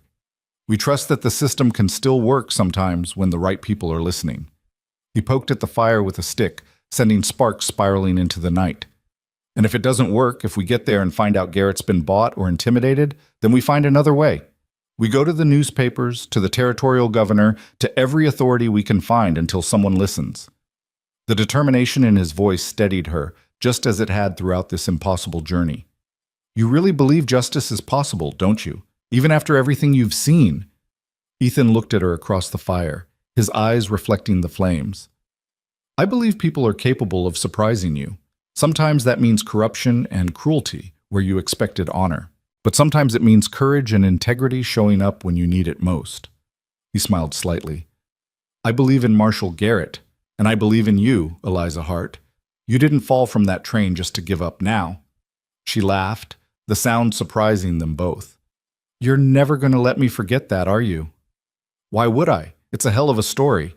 Woman falls from a speeding train, survives against all odds, fights her way across hostile territory while 6 months pregnant, and brings a corrupt sheriff to justice. That's the kind of tale that'll be told for years. You're assuming a happy ending. I'm assuming we make our own ending. Happy or otherwise, we see this through." He held her gaze across the fire. "Together." The word hung in the air between them, weighted with meaning that went beyond their immediate circumstances. Together. They'd been together for weeks now, sharing danger and hardship and these small moments of peace by firelight. Eliza had stopped thinking of Ethan as the stranger who'd caught her falling and started thinking of him as simply Ethan, the man who'd become essential to her survival, yes, but also to something deeper she didn't have words for yet. They reached the outskirts of Denver on a bright afternoon 3 days later, the city rising from the plains like a promise of civilization after weeks in the wilderness. Eliza stared at the buildings, the streets, the evidence of human habitation on a scale she'd almost forgotten existed, and felt terror and hope warring in her chest. "We'll go directly to the federal building," Ethan said as they rode through the city's outer streets. "Don't stop. Don't talk to anyone. Just get inside where there's official protection." The federal building stood in the city's center, an imposing stone structure that housed the territorial marshal's office, along with various other government departments. They tied Dancer to a hitching post and climbed the steps, Eliza's heart pounding so hard she thought it might shake loose from her chest. Inside, a clerk looked up from his desk with practiced boredom that shifted to alarm when he took in their appearance. Travel-stained, exhausted, Eliza visibly pregnant, and Ethan limping on his still-healing leg. "We need to see Marshal Garrett," Ethan said firmly. "It's urgent." "Marshal Garrett is in a meeting. If you'd like to make an appointment." "This can't wait." Ethan's voice carried an edge of steel that made the clerk sit up straighter. "Tell him Ethan Cole is here with evidence of territorial corruption. Tell him a woman's life depends on him hearing us today. Right now." The clerk studied them for a long moment, then seemed to reach some decision. "Wait here." He disappeared down a corridor, and Eliza found herself counting heartbeats, waiting for the moment when everything would either come together or fall completely apart. Ethan's hand found hers, squeezed gently, and she held on like he was the only solid thing in a world that wouldn't stop spinning. The clerk returned after what felt like an eternity. "Marshal Garrett will see you. This way." They followed him down the corridor to a heavy wooden door. The clerk knocked once, then opened it to reveal an office lined with books and maps, and behind a large desk sat a man who looked to be in his 50s, weathered and solid, with sharp eyes that missed nothing. "Ethan Cole," Marshal Henry Garrett said, standing as they entered. "I'll be damned. I heard you'd gone off to play hermit in the mountains." "Circumstances changed," Ethan replied. "Henry, this is Eliza Hart, and she's got a story you need to hear." Garrett's gaze shifted to Eliza, taking in her condition, her obvious exhaustion, the desperation she couldn't quite hide. "Sit down, Mrs. Hart. You look about ready to collapse. Let me get you some water, and then you can tell me why Ethan felt the need to use my full name and title like we're strangers." Something about his tone, the mix of concern and no-nonsense practicality, made Eliza trust him on instinct. She sank into the offered chair while Garrett poured water from a pitcher on the sideboard. Her hands shook as she accepted the glass. "Start at the beginning," Garrett said, settling back behind his desk, "and don't leave anything out." So Eliza told the story one more time, from James's death to Rourke's appearance with forged debt papers, from discovering the real deed to being thrown from the train. She told him about the weeks of running, about Ethan catching her fall, about the hunt through the mountains and the fabricated murder charges. Through it all, she watched Garrett's expression, trying to gauge whether he believed her or thought she was some desperate criminal spinning tales. When she finished, the office was silent except for the ticking of a clock on the mantel. Garrett sat perfectly still for a long moment, his fingers steepled beneath his chin, his eyes distant with thought. "You have the deed?" he asked finally. Eliza pulled it from her pocket, unfolding it carefully, and laid it on his desk. Garrett studied it with the attention of someone who knew what he was looking at, checking seals and signatures with practiced eyes. "This is legitimate," he said at last. "Properly recorded, legal in every respect. If Sheriff Rourke presented contrary documents, they were forgeries." He looked up at Eliza. "But you know that proving forgery after the fact can be complicated. Rourke will claim his papers were the originals and yours is the fake." "I know," Eliza said quietly, "but there's more. James knew something was wrong before he died. He left me a note with the deed, warned me that if anything happened to him, I should protect it. He knew Rourke was coming for the land. That's not the behavior of a man who owed money. That's the behavior of a man who knew he was being targeted." "And then Rourke tried to kill you by throwing you from a moving train," Garrett added, his tone flat and dangerous. "With a federal witness present." His eyes shifted to Ethan. "You'll testify to what you saw?" "Every detail," Ethan confirmed. "I watched Rourke shove a pregnant woman from a moving train. Attempted murder, clear as day." Garrett nodded slowly, his expression grim. "That changes things. Corruption and land fraud are one matter. Attempted murder of a pregnant woman is another entirely. And if I can tie Rourke to your husband's death—" He stood, moving to a cabinet where he pulled out files and began leafing through papers. "I've had my eye on Caleb Rourke for a while now. Nothing concrete, just a pattern of convenient accidents and property transfers in his jurisdiction that didn't quite add up. But without evidence, without someone willing to testify, my hands were tied." "And now?" Eliza asked, hope fluttering in her chest like something fragile and desperate. "Now I've got evidence, I've got a witness to attempted murder, and I've got jurisdiction to launch a full investigation." Garrett's smile was sharp and predatory. "Mrs. Hart, I'm going to need you to make a formal statement. Every detail, every date, every interaction with Rourke and his men. It'll take hours, maybe days. Can you do that?" "I can do whatever it takes," Eliza said firmly. "Good." Garrett moved to his door, calling for his clerk. "Get me Deputies Morrison and Chen. Tell them we're assembling an investigation team and I need them now." He turned back to Eliza and Ethan. "You're both staying in Denver under federal protection until this is resolved. I'll arrange secure lodging, and deputies will be posted outside at all times. Rourke's reach may extend into the city, but it doesn't extend into my office." The relief that flooded through Eliza was so intense she nearly wept.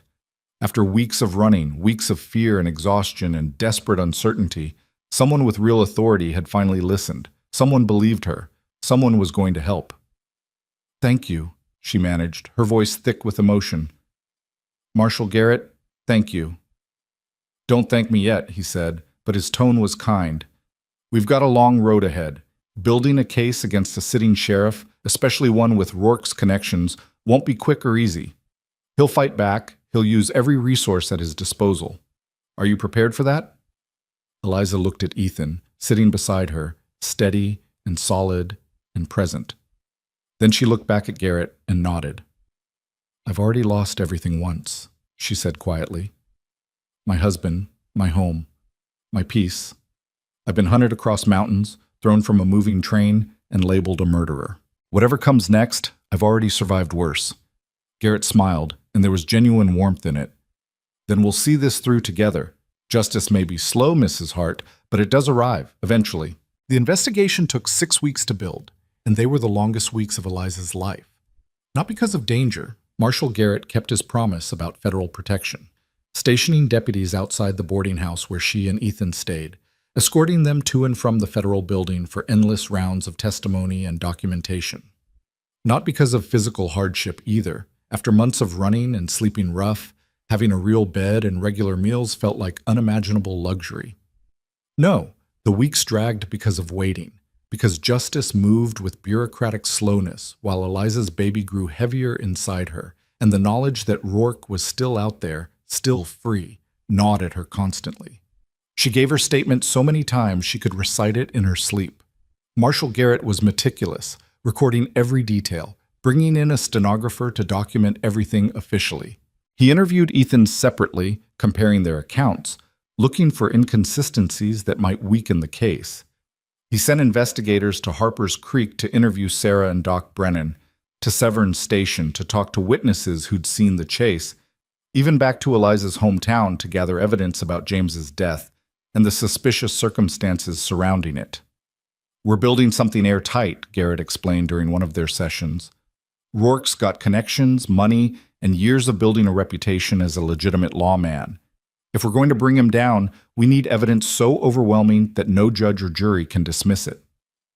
3 weeks into the investigation, Garrett's team uncovered something that changed everything. A witness came forward, a deputy who'd worked under Rourke for 2 years before his conscience got the better of him.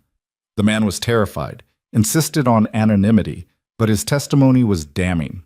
He'd been present when Rourke had ordered men to stage James Hart's accident, had watched his boss systematically falsify records to create the appearance of debt, had even helped search for Eliza during those first desperate weeks of her flight. He'll testify? Eliza asked when Garrett shared the news. In a closed hearing, with protection afterward. He's got family, and he's scared for them, but he's willing to tell the truth. Garrett's expression was grim but satisfied. This is the breakthrough we needed. One of Rourke's own men turning on him, corroborating your story, providing insider details we couldn't have gotten any other way. The case was coming together, piece by piece, a mosaic of corruption and murder that even Rourke's influence couldn't explain away. But building the case was one thing, serving the arrest warrant was another entirely. Rourke knows we're investigating, Garrett said during a strategy meeting in his office. My sources tell me he's fortified his office, surrounded himself with loyal deputies, and made it clear he won't be taken quietly. If we go in with a small force, there'll be bloodshed. If we go in with overwhelming force, we risk turning this into a siege that could get innocent townspeople hurt. So what's the plan? Ethan asked. He'd been present for most of the investigation, a steady presence at Eliza's side. His testimony crucial to the case against Rourke. Garrett leaned back in his chair, fingers steepled beneath his chin. We go in smart. I've requested assistance from the territorial governor's office. They're sending a company of militia to support the arrest. 30 armed men, enough to make resistance pointless. We'll ride in at dawn, surround Rourke's office, and give him exactly one chance to surrender peacefully. And when he refuses? Eliza asked quietly. Then we take him by force. Garrett's voice was hard. I've got federal authority to arrest him, and I've got the governor's backing. Whatever Rourke's built in that county, it ends the day we arrive. The arrest was scheduled for a Monday morning, 5 weeks and 3 days after Eliza and Ethan had first walked into Garrett's office. Eliza wanted to go with them, wanted to see Rourke's face when justice finally caught up with him, but Garrett refused absolutely. You're 7.5 months pregnant and the key witness in a federal case, he said firmly. You stay in Denver where it's safe, and you let us handle the dangerous work. That's not negotiable, Mrs. Hart. So she stayed behind, pacing the boarding house's small parlor while Ethan prepared to ride out with Garrett's force. He'd insisted on going despite his leg, which still bothered him on cold mornings, and Garrett had agreed after some argument. "You're the only civilian witness to the attempted murder," Garrett had said. "If Rourke tries to claim he was acting in official capacity when he confronted Mrs. Hart on that train, your presence as an independent observer destroys that defense. I want you there when we take him." The night before they left, Eliza and Ethan sat together in the boarding house parlor long after the other residents had retired. A fire burned in the grate, fighting the early autumn chill that had crept into Denver's evenings. Eliza found herself studying Ethan's profile in the firelight, memorizing details she hadn't allowed herself to dwell on during their desperate flight. The way his hair fell across his forehead, the strong line of his jaw, the small scar above his left eyebrow from when he'd caught her falling. "You don't have to go," she said quietly. "Your part is done. You've given your testimony, your statements on record. Garrett doesn't really need you there." Ethan looked at her, and something in his expression made her breath catch. "I need to be there. I need to see this through to the end, see Rourke in chains knowing he'll answer for everything he's done." He paused, then added more softly, "And I need to come back here afterward and tell you it's finally over, that you're safe, that you can start rebuilding your life without fear." The words hung between them, weighted with everything they'd been through together, everything they'd survived. Eliza found herself reaching for his hand, holding it like she had so many times during their flight, but this time it felt different. Not desperate comfort between strangers, but something deeper, more intentional. "When this is over," she said carefully, "when Rourke's arrested and the trial's done and I can finally go home, what happens then? Between us, I mean." It was the question she'd been avoiding for weeks, too focused on survival and justice to examine the feelings that had grown between them. But with Ethan leaving in the morning to face potential danger, with her baby due in less than 2 months, and the future suddenly feeling real instead of theoretical, she needed to know. Ethan was quiet for a long moment, his thumb moving in small circles on the back of her hand. "What do you want to happen?" he asked finally. "I don't know." It was honest, at least. "Everything's been so chaotic, so desperate. I haven't had time to think about anything beyond the next day, the next crisis. But you've been there through all of it, Ethan. You've risked your life for me, protected me, believed me when no one else would. That's not something I can just walk away from when this is over." "You don't owe me anything," Ethan said quietly. "I helped because it was right, because you needed help, and I was in a position to give it, not because I expected something in return." "I know that." She squeezed his hand. "But that doesn't change the fact that I care about you, that I've come to depend on you in ways that go beyond simple gratitude, that the thought of you riding into danger tomorrow makes me more afraid than I've been since the day I fell from that train." Ethan's other hand came up to cup her face, gentle and careful. "I'll come back," he promised. "I'll see Rourke arrested, and then I'll come back here to you. And when the baby's born and you're ready to go home and rebuild, we'll figure out what comes next. Together, if you'll have me. Apart if that's what you need. But we'll figure it out." She wanted to kiss him then, wanted to close the distance between them and show him with actions what she couldn't quite express in words. But her body was swollen with another man's child, her emotions raw and tangled, and it felt like too much, too fast, despite everything they'd been through. Instead, she rested her forehead against his, breathing in his familiar scent of leather and wood smoke and safety. "Come back to me," she whispered. "That's all I ask. Come back safe." "I will," he promised, and she chose to believe him because the alternative was unbearable. They rode out before dawn, 30 militia soldiers and Marshal Garrett's federal deputies, with Ethan riding beside the marshal at the column's head. Eliza watched from the boarding house window, her hand pressed against the glass, until they disappeared into the gray pre-dawn light. Then she returned to bed and tried to sleep, knowing it was useless, knowing the next days would be an agony of waiting and worry. The baby kicked restlessly inside her, responding to her tension, and she placed both hands on her swollen belly. "Your papa would have liked him," she whispered to the child she'd never seen. "Ethan. He would have approved of the man who caught me when I fell. I think you'll like him too, when you're old enough to understand what he did for us." The first day passed with agonizing slowness. The second was worse. On the third day, when Eliza was pacing the parlor for what felt like the thousandth time, one of the boarding house's other residents rushed in with news. "Ryder just came from the north," the woman said breathlessly. "Says there was shooting up in Rourke's territory. The militia surrounded the sheriff's office, and there was a standoff that lasted hours. But it's over now. Rourke's in custody, and they're bringing him back to Denver for trial." Relief and terror warred in Eliza's chest. Casualties? Did anyone... 2 of Rourke's deputies were killed when they tried to shoot their way out. The federal forces had a few wounded, but no deaths on their side. The woman paused, clearly reluctant to continue. The writer didn't have names, just said the prisoners were being transported and would arrive in Denver by tomorrow evening. Tomorrow evening. A full day more of not knowing if Ethan had been among the wounded, if he'd kept his promise to come back safe. Eliza pressed her hands to her belly and forced herself to breathe slowly, carefully, because panic would help nothing, and the baby needed her calm. She spent that night lying awake, counting hours, praying to a God she wasn't sure she believed in that Ethan had survived, that her chance to figure out what came next hadn't been stolen by a bullet in some forgotten frontier town.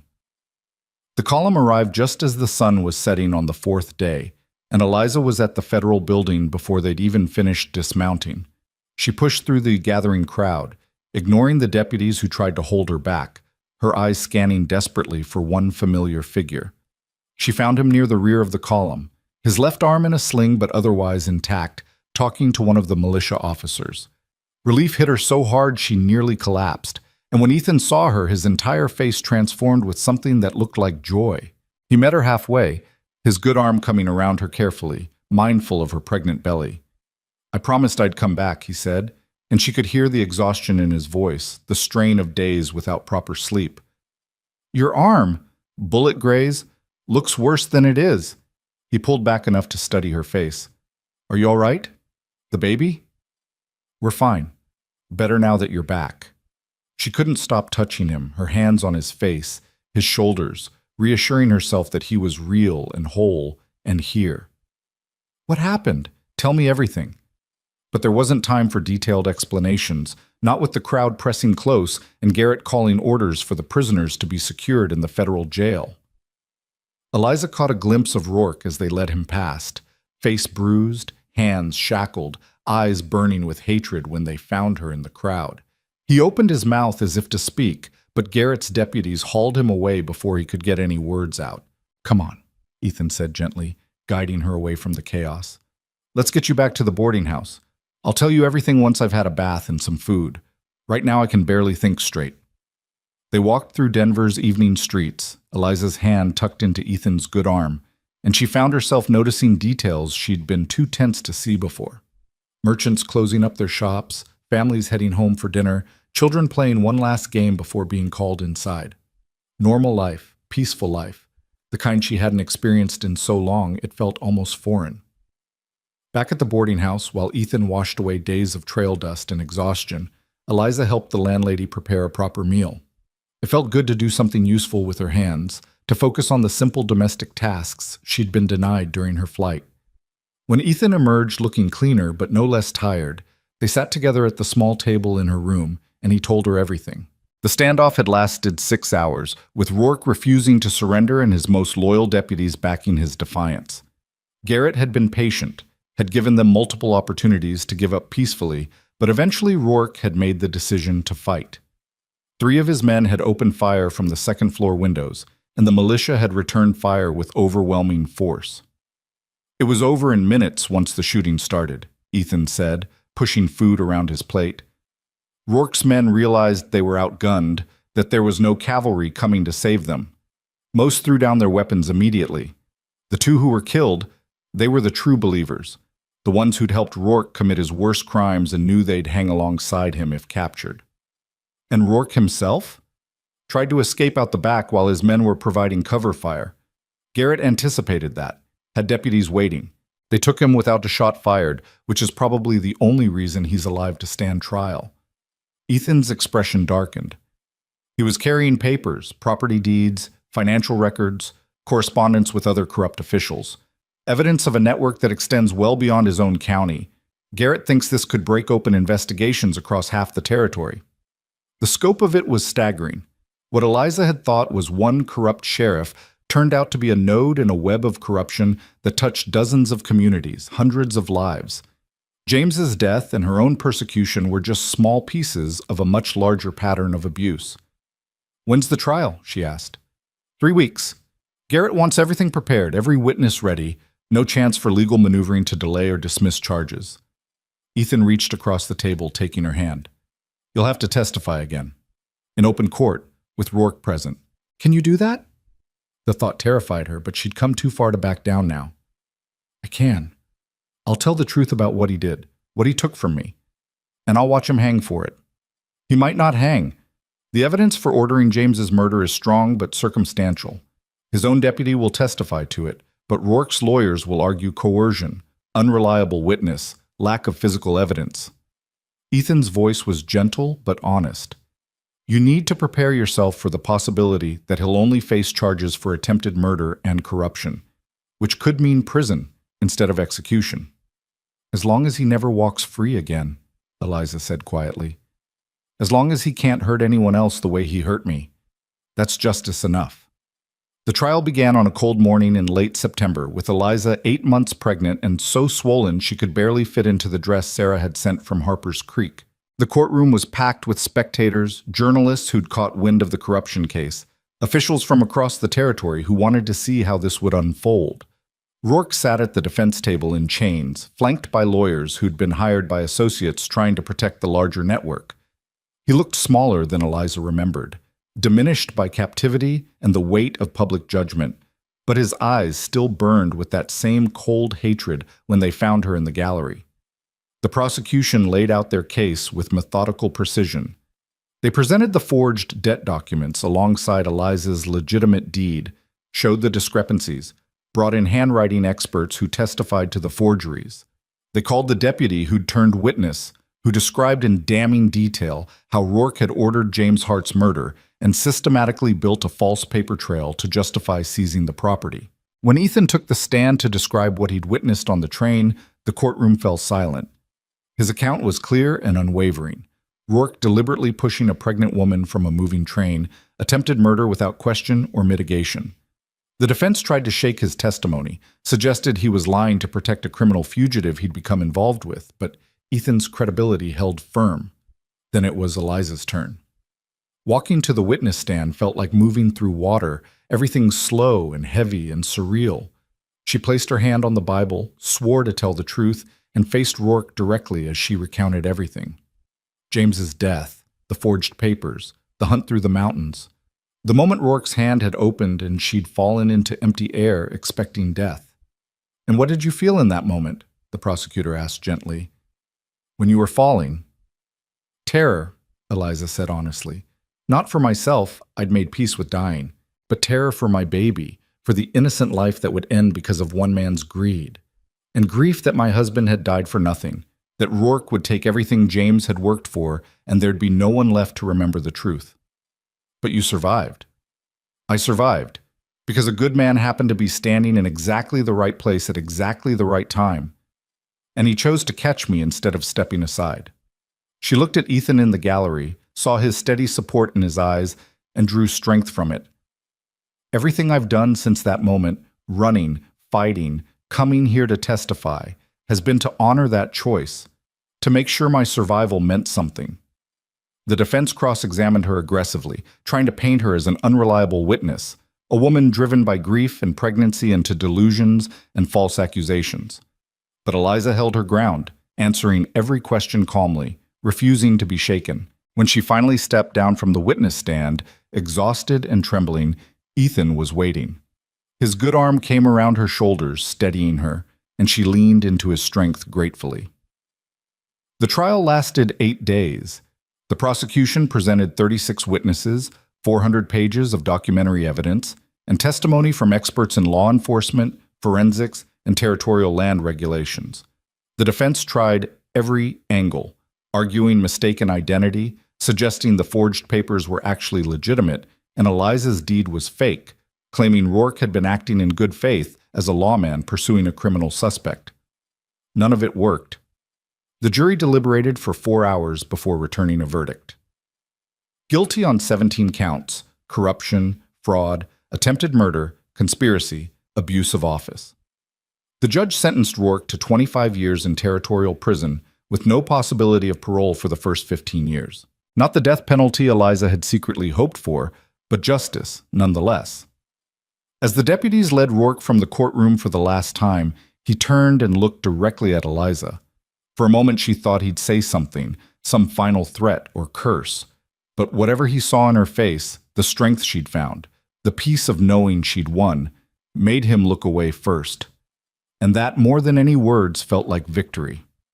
Outside the courthouse, with autumn wind whipping through the streets and the first snow of the season threatening in the heavy clouds overhead, Marshal Garrett shook Eliza's hand formally. "You did good work, Mrs. Hart. Your testimony was crucial. Without your courage in coming forward, Rourke would still be stealing land and destroying lives." He paused, then added more gently, "Your husband would be proud of you. Thank you, Marshal, for everything." "Just doing my job." But his smile said it was more than that somewhere in the process he'd started to care about the outcome beyond professional duty. "What's next for you? Back to your ranch?" Eliza looked at Ethan and found him watching her with that same steady patience he'd shown throughout their ordeal. "I don't know yet," she admitted. "But I've got time to figure it out. For the first time in months, I've got time." The baby was born 3 weeks later, on a bright October morning with snow falling gently outside the boarding house window. Doc Brennan had traveled down from Harper's Creek for the delivery, bringing Sarah with him, and their presence turned what could have been a frightening ordeal into something almost peaceful. The labor was long and difficult, 18 hours of pain that made Eliza understand in new ways what strength really meant. But when the baby finally arrived, crying lustily and perfect, all the pain disappeared into wonder. "A girl," Sarah announced, wrapping the infant in a soft blanket. "Healthy and strong, just like her mother." Eliza held her daughter for the first time and felt something fundamental shift inside her. This tiny creature, this new life that had survived everything, the train fall, the desperate flight, the weeks of terror and uncertainty, was the future made manifest, was proof that hope could survive even the darkest circumstances. "Hello, little one," she whispered. "You're safe now. We're both safe." Ethan visited that afternoon, moving carefully around the room like he wasn't sure he had the right to be there. But when Eliza invited him to sit beside the bed, to look at the baby sleeping in her arms, his expression transformed into something soft and awed. "She's beautiful," he said quietly. "What are you going to name her?" Eliza had been thinking about this since the trial ended, turning names over in her mind, looking for something that felt right. "Clara Hope Cole," she said, and watched Ethan's eyes widen slightly at the last name. "If that's all right with you." "Cole?" His voice was rough with emotion. "Eliza, you don't have to." "I know I don't have to. But you caught me when I fell, Ethan. You saved both our lives, protected us, stood beside us through everything. That makes you family in every way that matters." She paused, then added more softly, "And I'd like her to have a father, if you're willing." For a long moment, Ethan just looked at her, and she could see him processing the implications, the magnitude of what she was offering, not just gratitude or convenience, but a future, a life built together, the three of them, from the ruins of what had been destroyed. "Are you sure?" he asked finally. "Your husband's only been gone 8 months. People will talk. They'll say you're dishonoring his memory." "People can say whatever they want. I know the truth, that James would want his daughter raised by someone honorable, someone strong, someone who'd risk everything to protect us. That's you, Ethan. That's always been you." She held his gaze steadily. "I'm not asking you to replace James. I'm asking you to be part of what comes next." Ethan reached out slowly, his fingers brushing against Clara's tiny hand. The baby's fingers curled around his instinctively, holding on with surprising strength, and something in his expression softened completely. "Yes," he said simply. "To all of it. Whatever you need, whatever you want. Yes." They were married in Denver a month later, A simple ceremony with Marshall Garrett as witness and Sarah standing up with Eliza as matron of honor. It wasn't a love match born of romance and courtship, but something deeper. A partnership forged in crisis, tested by impossible circumstances, and found strong enough to build a life on. The following spring, when Clara was 6 months old and beginning to laugh at everything, they returned to Eliza's ranch. The property had stood empty during her absence, partially vandalized by Rourke's supporters after his arrest, but the bones of it were solid. The house James had built, the barn, the fences, all could be restored with work and time. Ethan threw himself into the repairs with the same determined focus he'd brought to everything else. He rebuilt what had been destroyed, improved what had been merely functional, and slowly transformed the ranch into something that belonged to all of them instead of just carrying James's memory. On their first night back in the restored house, with Clara sleeping peacefully in the cradle Ethan had built and firelight dancing on the walls James had raised, Eliza stood at the window looking out at land that was finally, legally, permanently hers. No forged papers, no corrupt officials, no fear that someone would try to take it away. Ethan came to stand beside her, his hand resting gently on her shoulder. "What are you thinking?" "That I fell from a train expecting to die, and instead I found a life worth living." She turned to look at him, this man who'd become so essential to her existence. That sometimes the worst moments lead to the best outcomes, if you're brave enough to keep going. "You were brave enough," Ethan said softly. "You were always brave enough. I just helped you remember that." Clara stirred in her cradle, making small sleeping sounds, and they both turned to look at her. Their daughter. The living proof that survival was possible, that justice could prevail, that love could grow even in the aftermath of loss. "Tell me the story," Clara would say years later, when she was old enough to understand. "Tell me about the day you fell from the sky and Daddy caught you." And Eliza would tell her, leaving nothing out, the terror and the pain, the desperate flight, and the moments when giving up seemed easier than continuing, but she'd always end the same way, with the truth that mattered most. "I fell," she'd say, "and I was caught, and that made all the difference." The mountains stood eternal around their valley, unchanged by human drama, indifferent to triumph and tragedy alike. But in the house James had built and Ethan had restored, a family grew and thrived. Clara grew strong and wild, riding horses before she could properly walk, learning the land with the same deep love her father and stepfather both possessed. More children followed, 2 boys and another girl, until the house rang with life and laughter. Eliza built a small cairn on the eastern ridge where you could see for miles in every direction, a memorial to James that marked his place in their story without letting his death define it. She visited it sometimes, usually in the evenings when the light turned everything golden, and she'd tell him about their daughter, about the life she'd built, about how his sacrifice had meant something after all. Harper's Creek remained a haven for those running from trouble, and Eliza and Ethan made sure to support Sarah's work however they could. They took in drifters who needed sanctuary, offered work to those escaping bad situations, paid forward the kindness that had saved them both. The ranch became known as a place where honest people could find refuge, and that reputation felt like the best possible tribute to everything they'd survived. Caleb Rourke died in prison 8 years into his sentence, killed by an inmate who'd lost family to corruption in another county. The news reached them by telegraph, and Eliza felt nothing but cold satisfaction. Not joy at his death, she wasn't capable of celebrating anyone's demise, but relief that he was finally, permanently gone from the world. Marshall Garrett visited occasionally, always welcome at their table, always bringing news of the wider territory. The corruption network Rourke had been part of was slowly being dismantled, case by case, testimony by testimony. It would take years, maybe decades, but the rot was being cut away. "Your courage started something," Garrett told Eliza during one of those visits, while they watched the children play in the yard. "Other victims saw you stand up, saw you win, and they found their own courage. You changed things, Mrs. Cole." Mrs. Cole.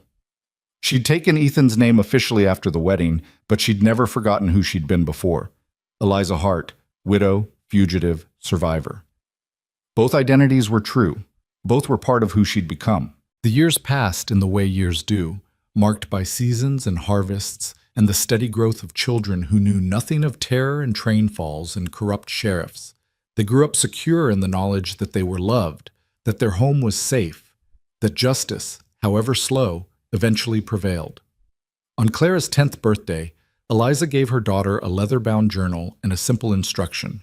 Write down the stories you hear, the true ones and the important ones, because memory is how we honor the past and teach the future. That night, Clara's first entry began with words her mother had taught her. My mama fell from a speeding train, and my daddy caught her. This is their story and mine. And it starts with the moment someone chose to reach out instead of step aside. 20 years after that day in the Colorado mountains when Eliza fell and Ethan caught her, they sat together on the porch of their rebuilt home, watching the sun set over land that had been worth everything they'd suffered to keep. Their children were grown or nearly so, making their own choices, building their own lives.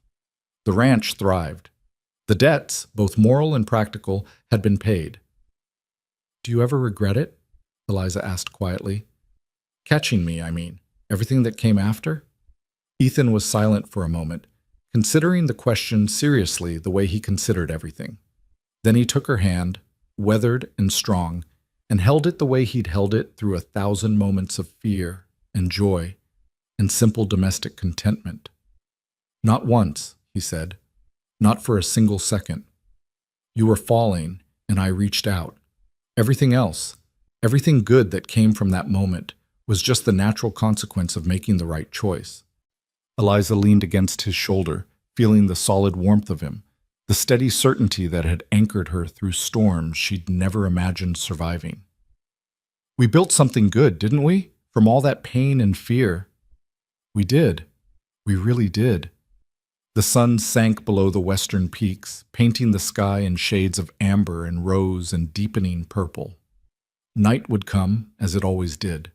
But they'd survived enough darkness to know that morning always followed, that courage compounded, that justice, however delayed, eventually arrived, that love could grow in the most unexpected places.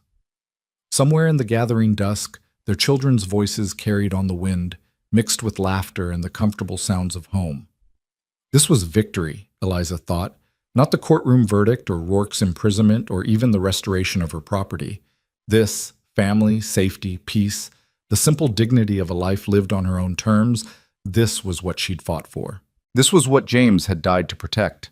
This was what Ethan had risked everything to help her reclaim. She'd fallen from a speeding train expecting death, and instead found a future worth living, found strength she hadn't known she possessed, found partnership in the most unlikely circumstances, found that sometimes the worst moments of your life were just the beginning of a different story. A better story, if you were brave enough to keep telling it. The mountains stood eternal around them, and in their shadow, a family built from loss and courage and impossible choices settled into the peace of another evening. The woman who fell and the man who caught her, together now and always, proof that some promises, the ones made in desperate moments when everything hangs in the balance, are the ones worth keeping forever.